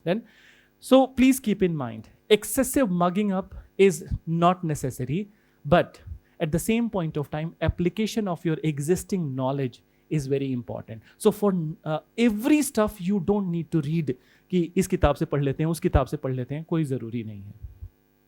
ठीक है? So you will realize in upcoming times, ठीक है? Over the period, you will get to know about this one. And I hope your first attempt must be your most beautiful attempt, and you must clear in this attempt only. ठीक है? So stick with few number of books, few number of material, and revise it 10 to 15 times. That's the key to success. If you ask any topper in person, so they will tell you this is the key to success, that less number of material, more number of time revision. ठीक है? It's not like more number of material, more number of classes. ठीक है? That doesn't help. It kills time. You will not be able to prioritize. So बहुत हो गया भाषण, सांस फूल गई. क्या करें, आगे चलें? ब्रेक. मैं सोच रहा था कि आज तुम्हें 7:30 बजे छोड़ देता हूं विदाउट ब्रेक. 5 मिनट ब्रेक चाहिए. 5 मिनट में मेरा क्या होगा टाइप्स. चलो 10 मिनट ले लो, ठीक है? But I leave the class by 7:40. ठीक है? Fine. So 10 minute break I am giving you, not more than that. ठीक है? So then will start with the Indus valley civilisation. So now you write Indus valley civilisation.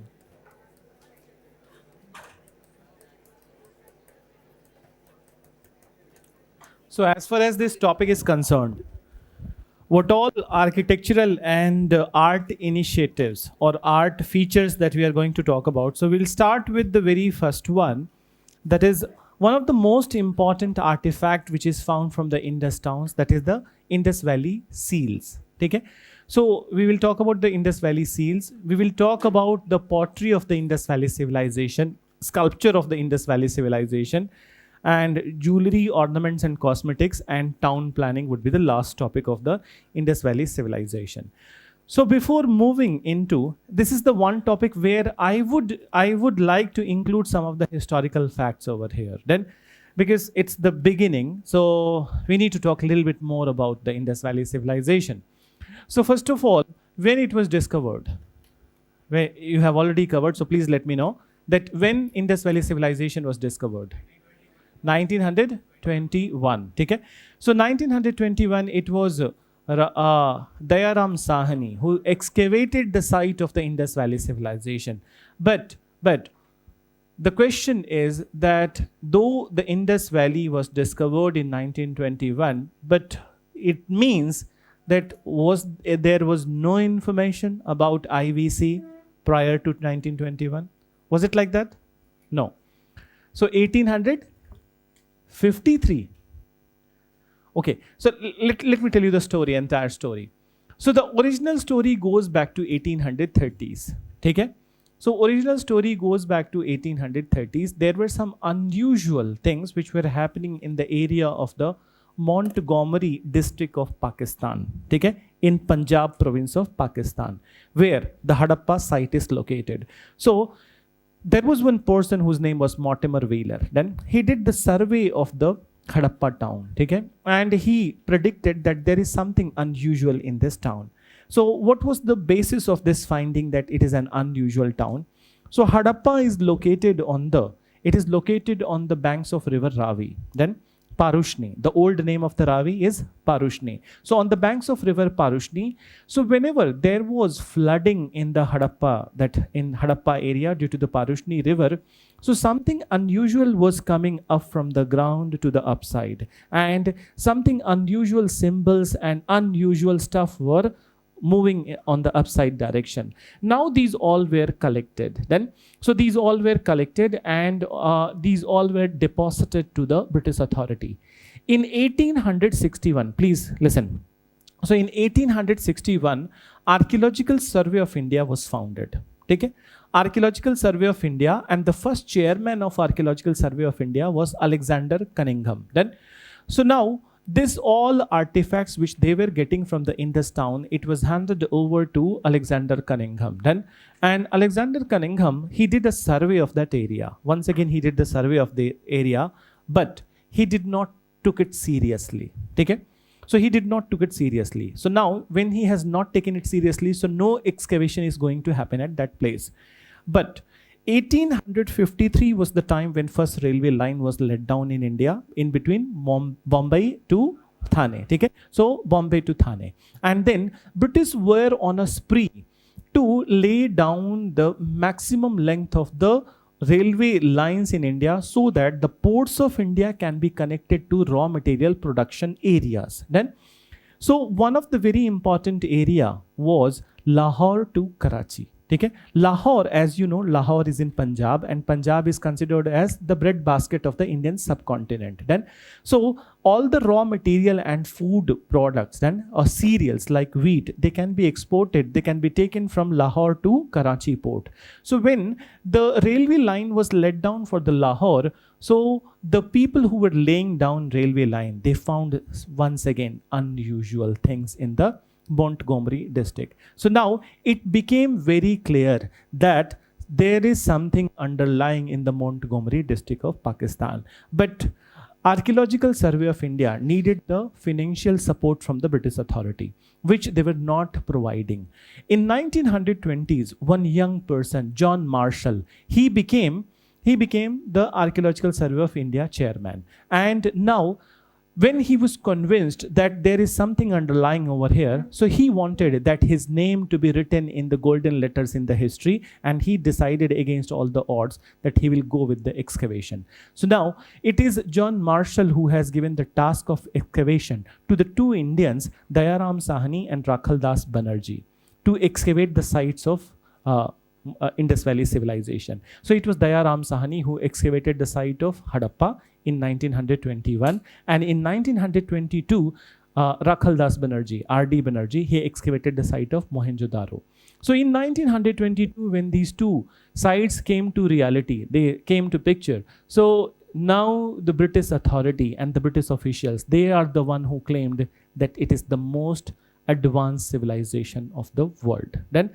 So earlier in modern Indian history, you must have read that it is the same British who were calling Indians as a uncivilized lot, Indians as white man's burden. Then, so these all names they have called for Indians, and these are the same British who are saying that the most advanced civilization of the world existed in Indian subcontinent. Then, so Indus Valley civilization. So now there is a turnaround of the information.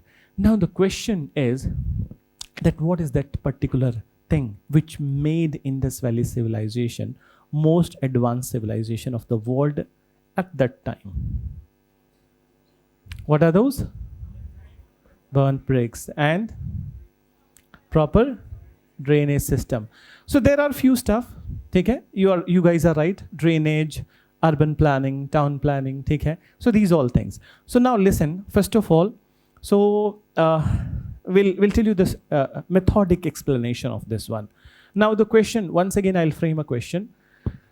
The oldest of the civilizations of the world are, okay, Egyptian civilization and Mesopotamian civilization. Okay, so as the Greek civilization. So Greek civilization, Mesopotamia, and Egyptian civilization.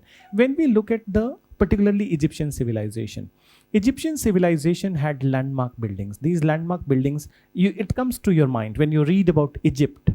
Okay, what is that? Pyramids. Then, so pyramids are the landmark building. They are epitome of the mathematical symmetry. Yeah?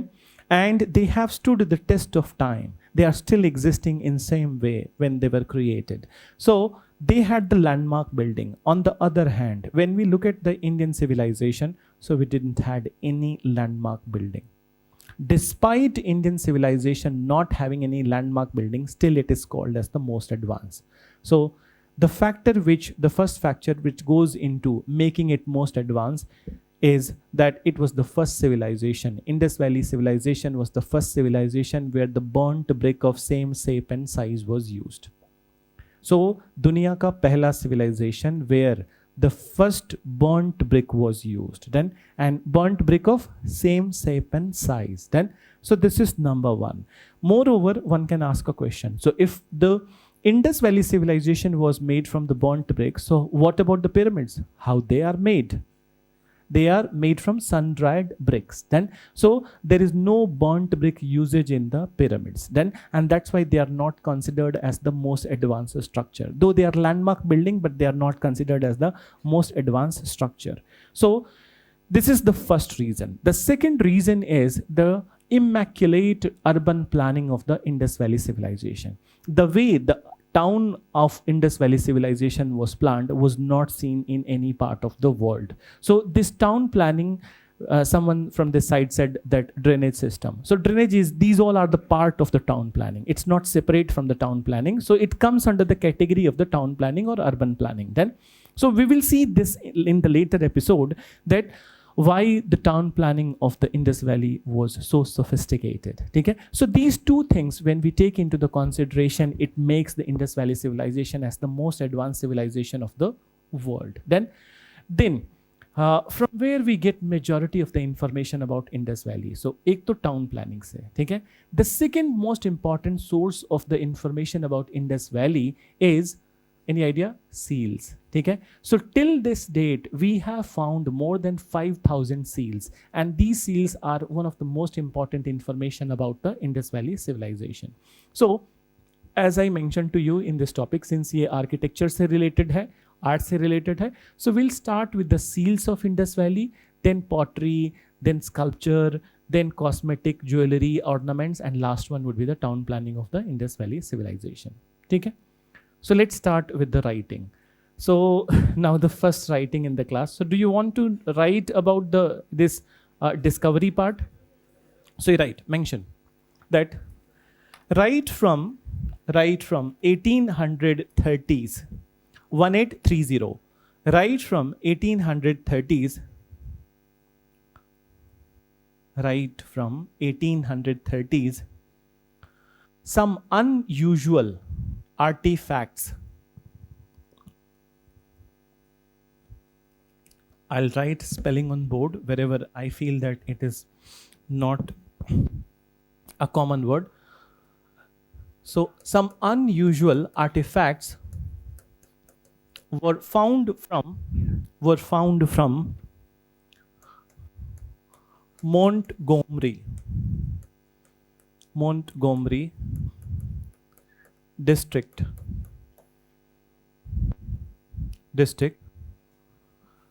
of Punjab in today's Pakistan.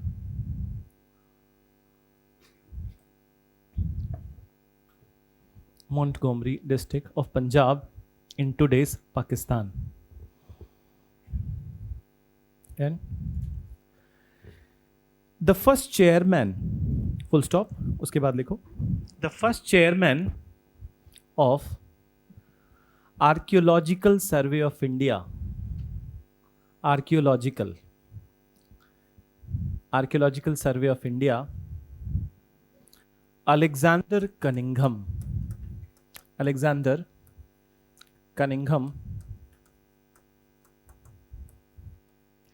made a survey. Alexander Cunningham made a survey of this area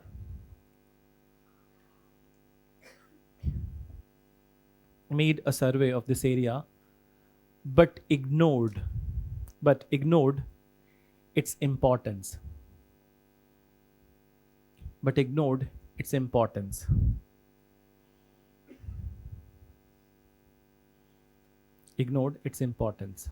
Then full stop. In 1920, the new chairman of ASI, Archaeological Survey of India. So second time you write ASI.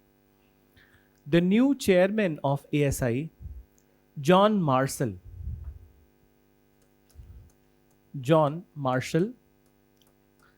decided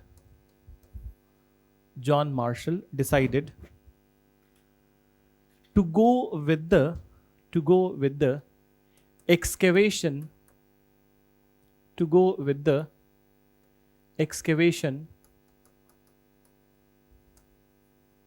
of Indus towns.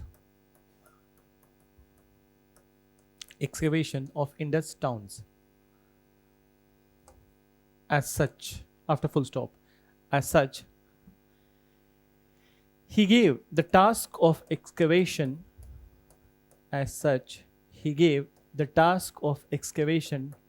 to two Indians,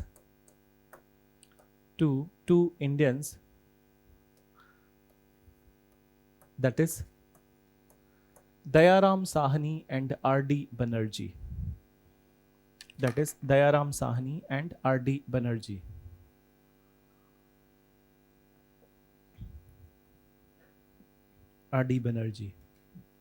Then in 1921,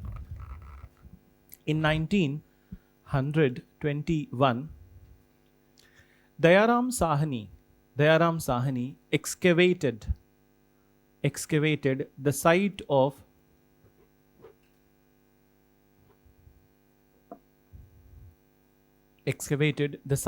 Harappa. And R.D. Banerjee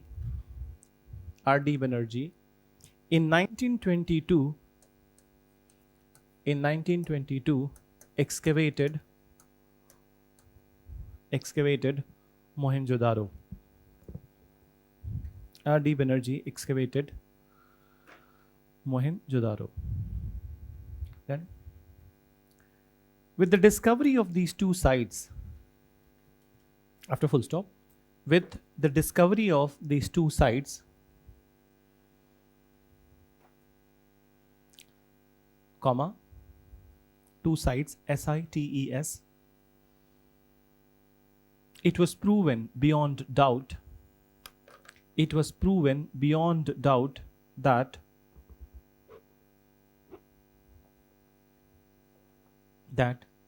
Indus Valley was the most advanced civilization of the world.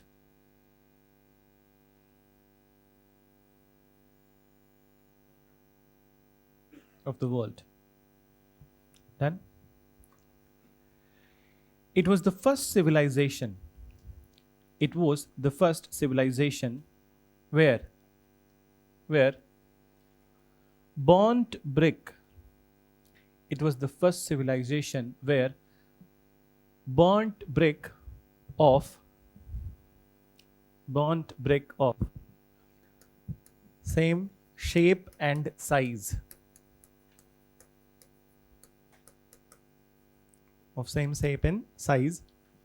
was used. Full stop. Another highly advanced feature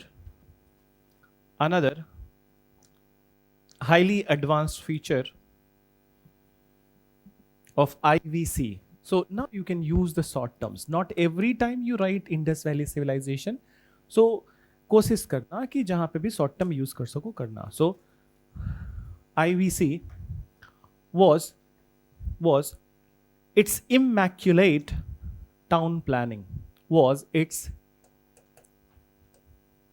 Immaculate town planning.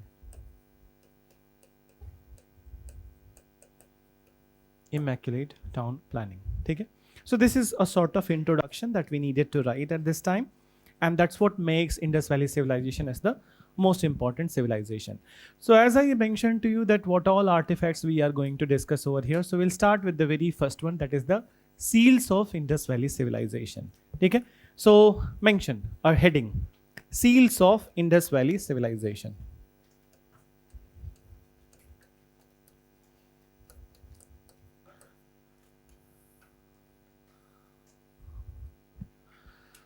So listen, what are the seals? And moreover in this topic, since it is art and culture and moreover architecture, so basically in art and culture, there is a need of images. Okay? And when the images are there, so we are able to understand it in much better way. So though today I have not brought those images because I knew that aaj jarurat nahi padegi, but tomorrow onwards or next class onwards, we will be seeing those all images. So I have created some PPTs of the images. So we'll show you those images. And apart from it, wherever the that other chapters are there, for example, classical dances. So I have also created some infographic videos then. So we will see those videos also in the classes. So it will be a kind of that many such sources would be used in this particular culture syllabus. Okay? So now, when we talk about the seals of the Indus Valley Civilization, so very first thing that we can say about it, it was the most important artifact found from the Indus Valley town. Artifact ka meaning, anyone? So art piece, that's what artifact, okay? And why we add art mein fact? Because some facts we are getting from that particular art piece. So that's why it is called as artifact. Then, so it was the most important artifact found from the Indus town, and we are able to infer majority of the information about Indus town from the seals. But then how further we can add in the explanation of the seals? So how it looks like, take care what it is made up of. So that would be forming the explanation of the seal. So listen. So these seals were geometrical shaped object. When we say geometrical shaped object, so we all know what are geometrical shapes could be possible. So square is a geometrical shape, square and circle, okay, triangle, then rectangle, so rhombus. So these all shapes were used for creating a seal. Then, so it is a geometrical shaped object. Then, second part of it, that seals were mainly made up from soft river stone statite. Then, so the major construction material for seal is statite. Then, and this is what we call soft river stone. So mainly it was made up from it, and mainly ka matlab not 100%. It means more than 90%. So there are 5% of the instances where seals were made from metals. Okay? So these metals, so they have used copper, they have used bronze. Even there are cases of this. What is this? Gold, oprum. Then there are some seals with silver also. Okay? So these type of the seals were also found. Then, so 90% we can say, 90% of the seals were made from soft river stone statite, but there are instances of the seals made from the metals like copper, bronze, gold and silver. Then the next part of the explanation of the seal is that we have seen the shape, we have talked about the material. The third is that seals are pictographic in nature. So there are two words in this one, picto and graphic. So pictorial representations are there on the seal. Further, we can say that what do we mean by pictographic? That pictures and symbols were created on the seals, and that's how we call it pictographic in nature. So different pictures and symbols were created on the seals. Then now, so when we talk about this pictographic, so these pictures and symbols are the one on the basis of which we infer information about the Indus Valley civilization. And one by one, we will see those all examples, and then we will make some inferences from the seals. Okay? So you write few words. Mention. Seals are considered as most important artifact found from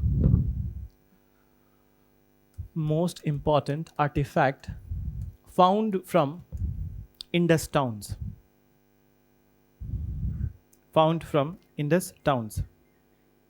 Then full stop. Then mention. Till this date, we have discovered more than 5,000 seals. More than 5,000 seals. Full stop. Then mention. Seals are geometrical shaped object.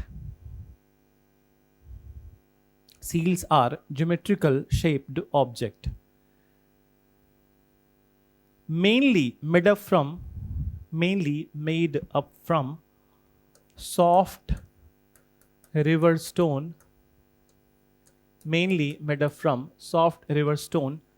statite.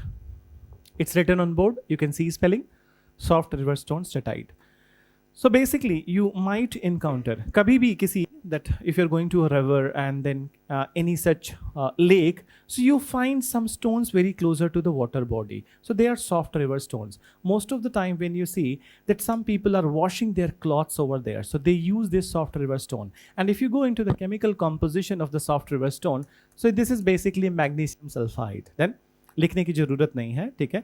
It's just I am trying to impress you by my own information. So, so it is magnesium sulfide. So majority of this were made from this one. Then further you write, there were also instances of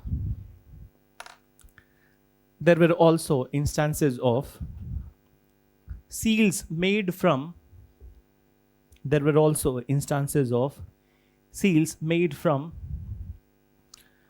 copper, bronze,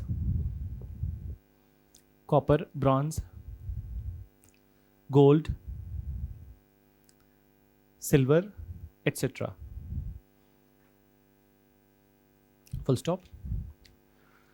Seals were pictographic in nature. Seals were pictographic in nature. Pictographic in nature, which means a good number of pictures and symbols. A good number of pictures and symbols were created on seals.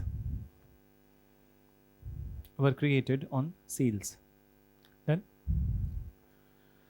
so now let's move to the examples. Okay? And from examples only we draw some inferences. So let's talk about the very first example, which is one of the most popular example of the seals from Indus Valley. Anyone? Pasupati seal. So Pasupati seal.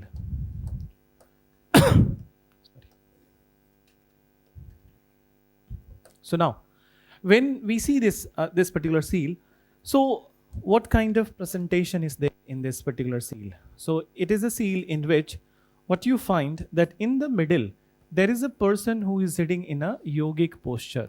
So there is an image in which a person is sitting in a yogic posture and he's wearing a three-horned, ठीक है, three-horned crown. Then, so yogic posture meaning meditative posture. This person is surrounded by many animals. Then, and these animals, so on the downside of the seat of the person, there are animals which look like, ठीक है, so which look like anyone? Deer, ठीक है, बारहसिंगा बोल सकते हो, antelopes. Then what all other animals are there in this one? Bull. There is a bull, there is a tiger, there is a rhino, there is a elephant. Then, so these animals are there. 5 animals are there: deer, then tiger, elephant, bull, and rhino. So now, what are the inferences which are drawn on the basis of this particular example? So first of all, that very often this image of this person is compared with the proto-Shiva, okay? Adi Shiva. So historians compare this image with the proto-Shiva or Adi Shiva because he is, if you go into the history and those who have studied the ancient part, so in Vedic period you must have studied that early Vedic period in religious practices, there was a name of a god who was known as Pushan. Have you heard about it? So who was Pushan? Pushan was the god of the animals. Then, and later on, Pushan developed into Lord Shiva's concept. Okay? So Lord Shiva is considered as the god of the animals. So here, this image is also surrounded by animals. Then, so that's how historians are comparing it. And one of the unmissable fact with the Lord Shiva image is the image of the bull accompanied with him. So on the basis of these two similarities, historians say that it is image of the proto-Shiva or Adi Shiva. Then another inference which can be drawn from this particular image, that the person is sitting in a yogic posture. So it means that yogic exercises were known to the people. Okay? So meditational processes were known to the people of Indus Valley civilization. This is the second inference we can draw. Now the third inference, since the person is surrounded by animals in a kind of undeterred posture, so it means that the society practiced the concept of cohabitation. Okay? So society practiced the concept of cohabitation. So can you explain that what is this concept of cohabitation? What is? Animal and human beings coexist together. So basically, this is a belief. Please understand, this is a belief whereby it says that it is a shared planet. Ki ye planet Earth, it is not only meant for the human beings, okay, who have increased their population in n numbers, leaps and bounds. So it is a shared planet, and if the population of the other species and other animals, other faunas, if it is disturbed, so it is disturbance to the human existence also. So respect them, your life would be respected. So that is the concept of the cohabitation, meaning that Earth is not only for the human beings, it is for the animals also. So these three inferences we can draw from this particular example, number one. Now, let's look at the second example. लिखेंगे बाद में. So second example is an interesting one. So this second example, now in this one, what they did, that they created, okay? So these people, what they have done, that they created one image of a plant. And moreover, let me complete this part. Some sort of animal image is over here from both the side. And I'll show you the original image also, but let me complete this part. So, and from here, some leaves are created. So these leaves, as we see, these look like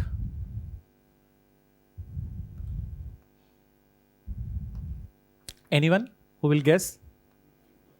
So this is people leaf. Okay? So it looks like people leaf. So people leaf, and this animal which was there, it looked like some sort of fish, but something other than fish also. So the point is this people leaf. What it suggests, what inference we can draw from the people leaf? So tell me, anyone who can make any prediction about that? Importance of nature worship, we can say. बोल सकते हैं nature worship, ठीक है? So now let's look at the other things, some scientific stuff also. So, uh, the general perception in the modern world that we, modern human beings, we consider ourselves as the most important individuals and then most intelligent individuals. So, there, intellectual hypocrisy in the modern world, whereby we denigrate the position of the people of the old world. They were equally intelligent, they were equally observant. Then, so when we look at this particular image with the scientific perspective, we get to know many other things. So now I'm going to ask some questions which are off from the culture, okay, which are from biology. So have you heard about the type of that, what all type of the plants exist in the world? There are two type of plants which exist in the world. Then, so one category is C3 plants and another is the C4 plants. Then, so C3 and C4 plants. What is the difference between the two? Let me explain this. So, when we analyze the the planet Earth, then, and when we analyze the plant kingdom of the planet Earth, so near about 85% of the plants in the world, they are C3 and 15% are C4. Then, so some of you might be confused that what is the C3, C4. So C3, C4 is indicative of the carbon cycle metabolism. Then we also, हमारी body में भी metabolism होता है, ठीक है? So the number of the carbons which are involved in the metabolism of a plant, that's why we call it C3. So in C3 plants, there are 3 carbon cycle, ठीक है? And in C4 plant, there is 4 carbon cycle. ये important नहीं है C3 and C4 में कितने carbon है. What is important that C3 plant means 85% of the plants on the planet Earth, they release oxygen in the day period, and it's only the C4 plant which release oxygen day and night. ठीक है? People is a C4 plant. Got it? So people is a C4 plant, and when it releases oxygen day and night, so what is the importance of this tree? This gives the life air. Then all the time, it never ceases to dysfunction. All the time, it gives life air. And what is life air? Oxygen. So if there is a tree which gives the life air all the time, so then that tree must be accorded respect. That tree must be accorded some sort of religious fervor.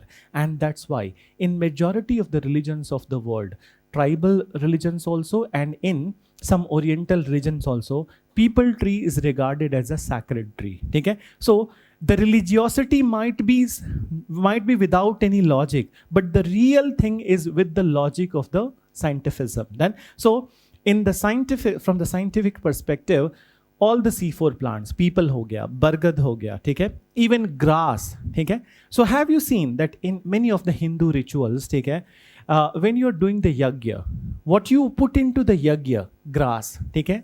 So Hindi में क्या बोलते हो? मैं बोल रहा हूँ घास, ठीक है. So घास डालते हो, ठीक है. So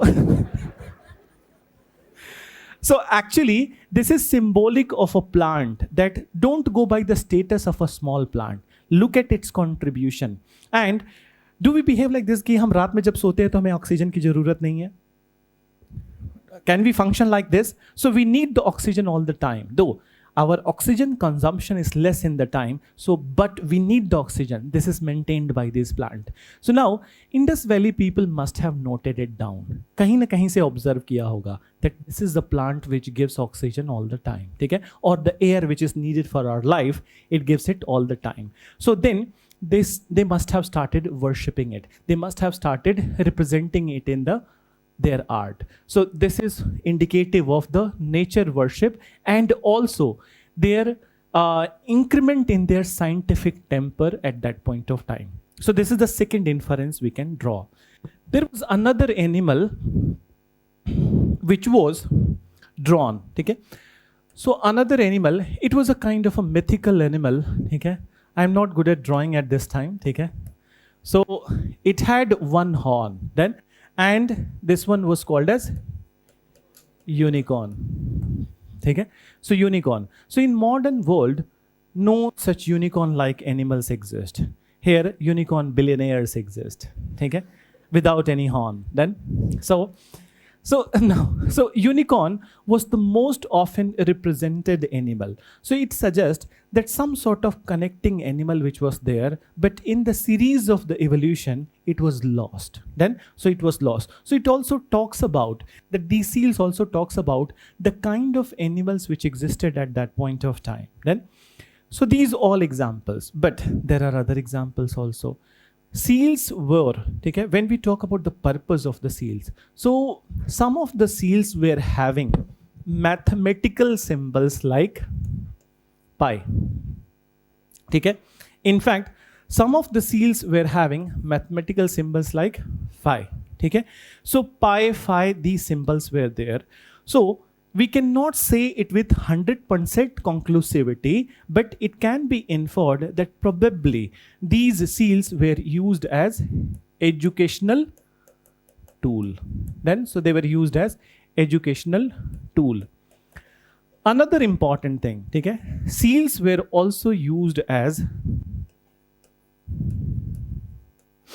semanic object. So anyone who has heard about semanic object, what is semanic? What is? Yes, healing purpose. Okay? So warding of the evil. So how seals are used as a semanic object? So please understand what is semanic. Tabiz. Have you heard about tabiz? You all know, amulet. So there were some seals which were made like a tabiz that one can wear in the fingers, then, and one can also wear it as a pendant. Then, so pendant ki tarah bhi use hota tha, and it was finger ring. Then, and the symbols which were there, it were unusual symbols. Then, so basically, this tradition of wearing some sort of unusual stuff in the fingers and unusual stuff in the this wristband, and then on the pendant as a pendant also, it suggests that some sort of shamanic practices were there. What is shamanic? Hindi में बोलेंगे तो tantric practices. ठीक है? So tantric practices were also there in the Indus Valley civilization. We get this information from the seals. Then another very important part of the seal, that we said that it is an educational tool, it is a shamanic object, but seals were also used as a stamp. Okay? So they were also used as a stamp. So how it is used? For example, that later on we study about the things that Indus Valley people were exporting and importing to the other part of the world. So they had a very good trade relationship with the countries like Oman, with the countries like Qatar, then with the countries which were there in the Persian Gulf. So they had very good trade relation, even from Afghanistan. So whenever any consignment was sent from Indus Valley civilization to any of these countries or any of these area, so they were stamped with the seal. Okay? And the seal was symbol of the origin of that particular item. Then, and stamp, you know, that it is also the symbol of the authority of that particular area. And seals, perhaps, they were also used as coinage of the Indus Valley civilization. So this is what is about the examples and the purpose of the seals. Okay? Now we can write. So mention. So you write examples and purpose of seal. Examples and purpose of seal.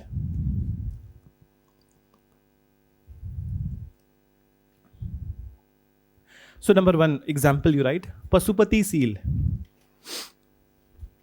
Pasupati seal. So in this you mention,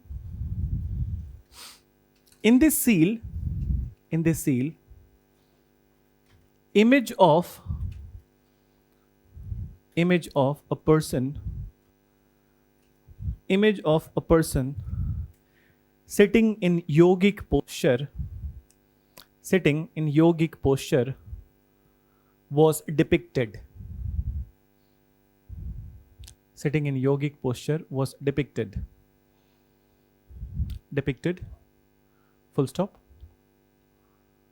He was surrounded by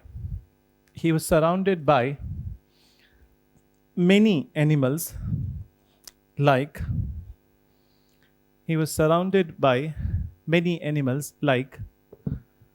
tiger, elephant,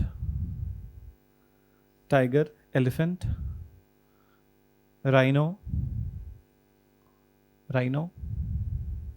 deer, deer, and a bull.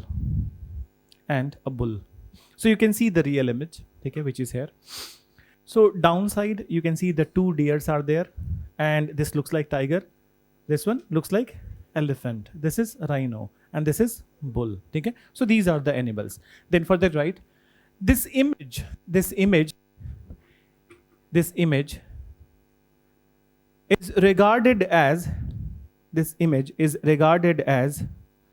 proto Shiva by historians. Proto Shiva by historians.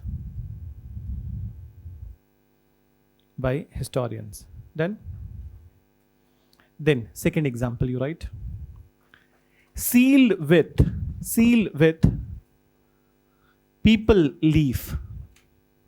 Seal with people leaf. People leaf. Okay. So you write it indicates scientific knowledge. It indicates scientific knowledge of Indus Valley people and Indus Valley people and the nature worship which existed in Indus Valley civilization. So you can see that this is what is the original seal, though it does not look like fish. हाँ, थोड़ा सा अलग है, ठीक है. So different image is there on this side, but the upper part is basically the people leaf. Got it? Then third example, you write unicorn seal. Unicorn seal. So in this you write, it was the most abundant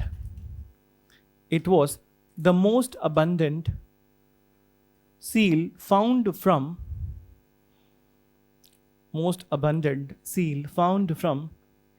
Indus Valley towns.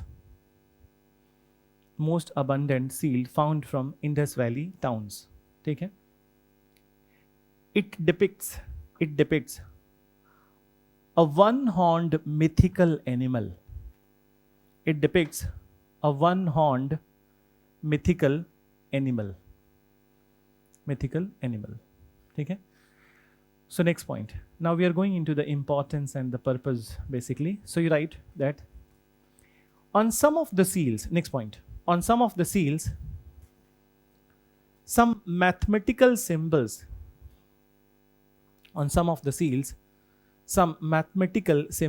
like pi and phi was created. Mathematical symbols like pi and phi was created, which suggests that it might have been used as a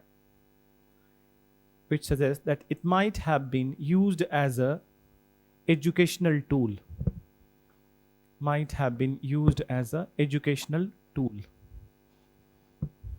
Then next mention. Sorry. So right. Some of the seals were used as, next point, semenic object. Spelling I have written here, so you can see on board. So semenic object like emulate and pendant.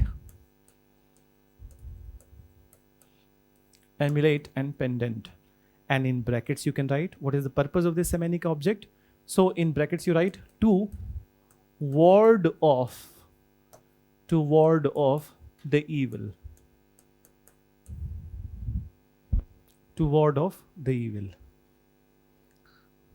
Okay? भूत को दूर भगाने के लिए. Then mention. It is also, next point, it is also believed by historians that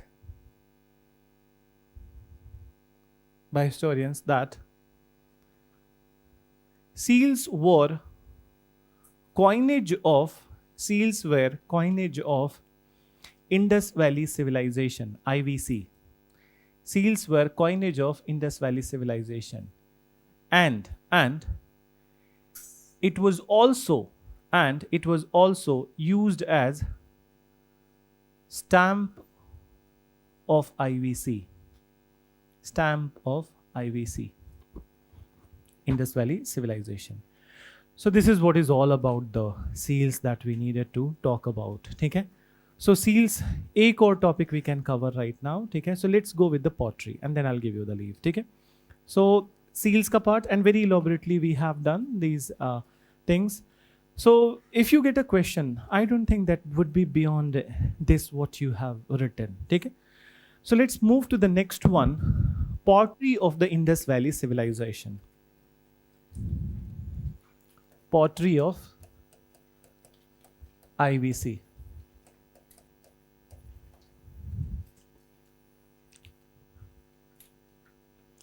So I could have gone with the that planning of the town planning of the IVC today itself, but that's a big topic. So we'll do in the next class. So when we have the next class, any idea? Tomorrow we have? No, tomorrow we don't have. Sunday. चलो जो भी हो, ठीक है? जो भी हो, but next day we will be starting with the town planning. So now listen, please listen. I hope all of us know what is pottery. इतना तो idea है ना कि what is pottery. So all of us know that what is pottery. So basically, it's a shape which is made from clay. Please listen. Shape which is made from clay and baked on fire. Okay? So that is a pottery. So the general pottery, please listen. The general pottery of Indus Valley Civilization was known as redware pottery. Okay? So why it is called as redware pottery? Because when the clay is baked on fire, so it turns red. Then, and that's what is the very common thing, that bricks, you know, you must have seen that bricks, when they are baked on fire, they turn gray. So they turn ochre. Ochre is basically very closer to the red. Then, so it was called as redware pottery. And the general redware pottery of the Indus Valley Civilization, what is the basic purpose of this pottery? Is cooking, then storage. It can be also used as utensils. Done.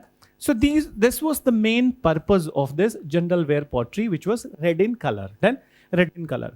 But there were some specialized pottery. It's not important that ki general ware pottery hi aega, but specialized potteries are most important. So what are these specialized pottery? So there are two types of the specialized pottery that we are going to discuss. One is the one which is meant for the decoration. So it was called as miniature vessel. So what is this miniature vessel? Basically this type of the potteries, they were long and elongated. Okay? They were long and elongated, and moreover, beautiful designs were created on this pottery.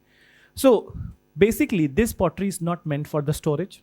पानी तो store करोगे नहीं, ठीक है? So it is not meant for the storage, it's not meant for any other purpose which we have written here. So this pottery was mainly meant for the decoration, ठीक है? So these potteries, they indicate the aesthetic sense of the Indus Valley Civilization. But miniature vessels were not the only pottery of the decoration. There was one more pottery of the decoration which is called as Fanes pottery. Fanes pottery, okay?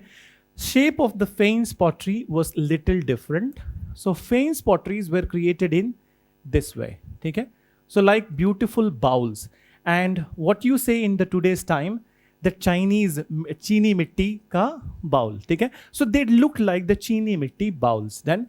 And Fanes is basically a material which is found from Gujarat area, Dholavira and Lothal area of the Gujarat. It is bony white in color. Off-white, you know? So bony white, everybody knows bony white. So it is bony white in color. They created beautiful designs, geometrical designs on it, and they also colored it. And so this was also a material of the decoration. So these two potteries were the material of decoration.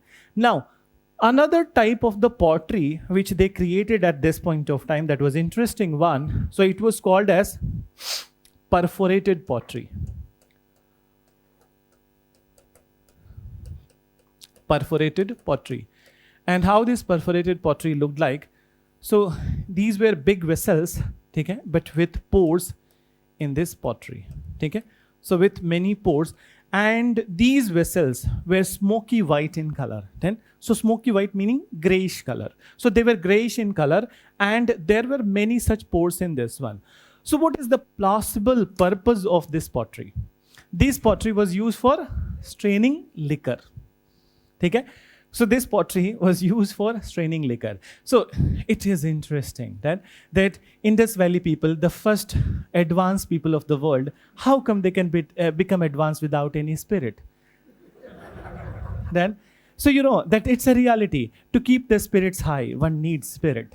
Then, so so right from the inception of the humanity, human beings learned how to keep their spirits high by creating the liquor. Then, so they created the liquor, and this liquor was strained from this one. Then, so it was for the filtration process of the liquor. Okay? Now you can write, mention. So, right, the general wear pottery, number karke likho, number 1. So number 1 you write, the general wear pottery of Indus Valley, the general wear pottery of Indus Valley was red in color.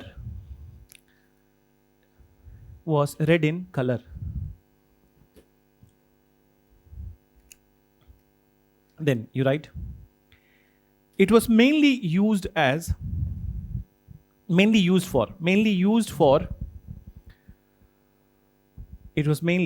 for storage, cooking,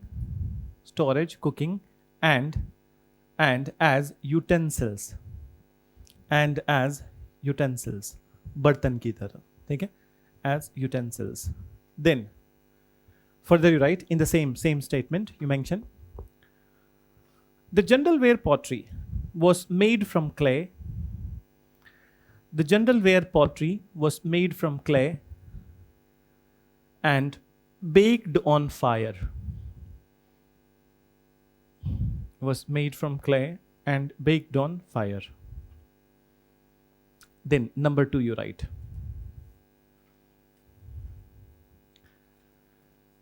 miniature vessels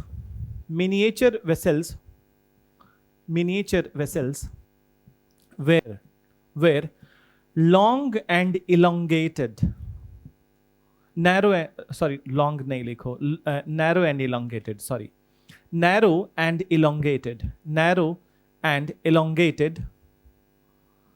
elongated pottery with beautiful designs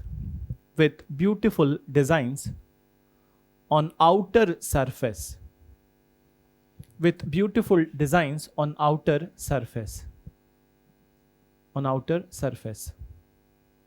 Then these vessels were mainly used for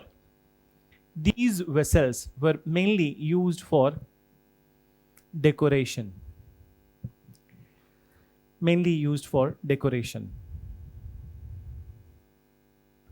ठीक है?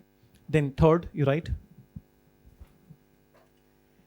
Faince pottery, Faince, F-A-I-E-N-C-E. Faince pottery was also meant for decoration.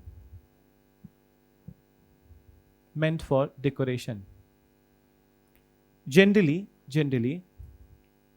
Faince material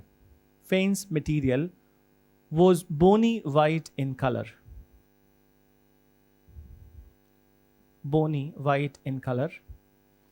And the pottery had beautiful geometrical designs.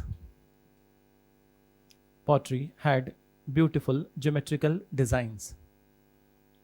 Then number 4, you write, Indus Valley people, IVC people, also created IVC people also created perforated pottery.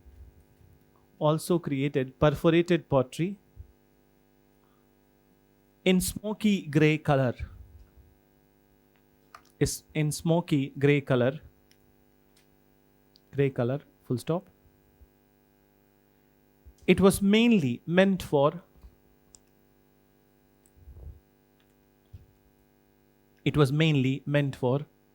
straining liquor. Mainly meant for straining liquor. Then, so this is what is all about this pottery of the Indus Valley civilization. Okay? So I will be stopping here, and next class we'll be completing rest of the topics. But please listen one thing. So the most important topics of the culture starts from the Maurya period. And there are n number of the concepts in the Maurya age. So please be little attentive to listen to those concepts. Okay? From the next class. Okay? Chalo, very thank you. And I'm happy to meet you again. And for some, for the first time. Okay? Chalo. Bye bye. Good night.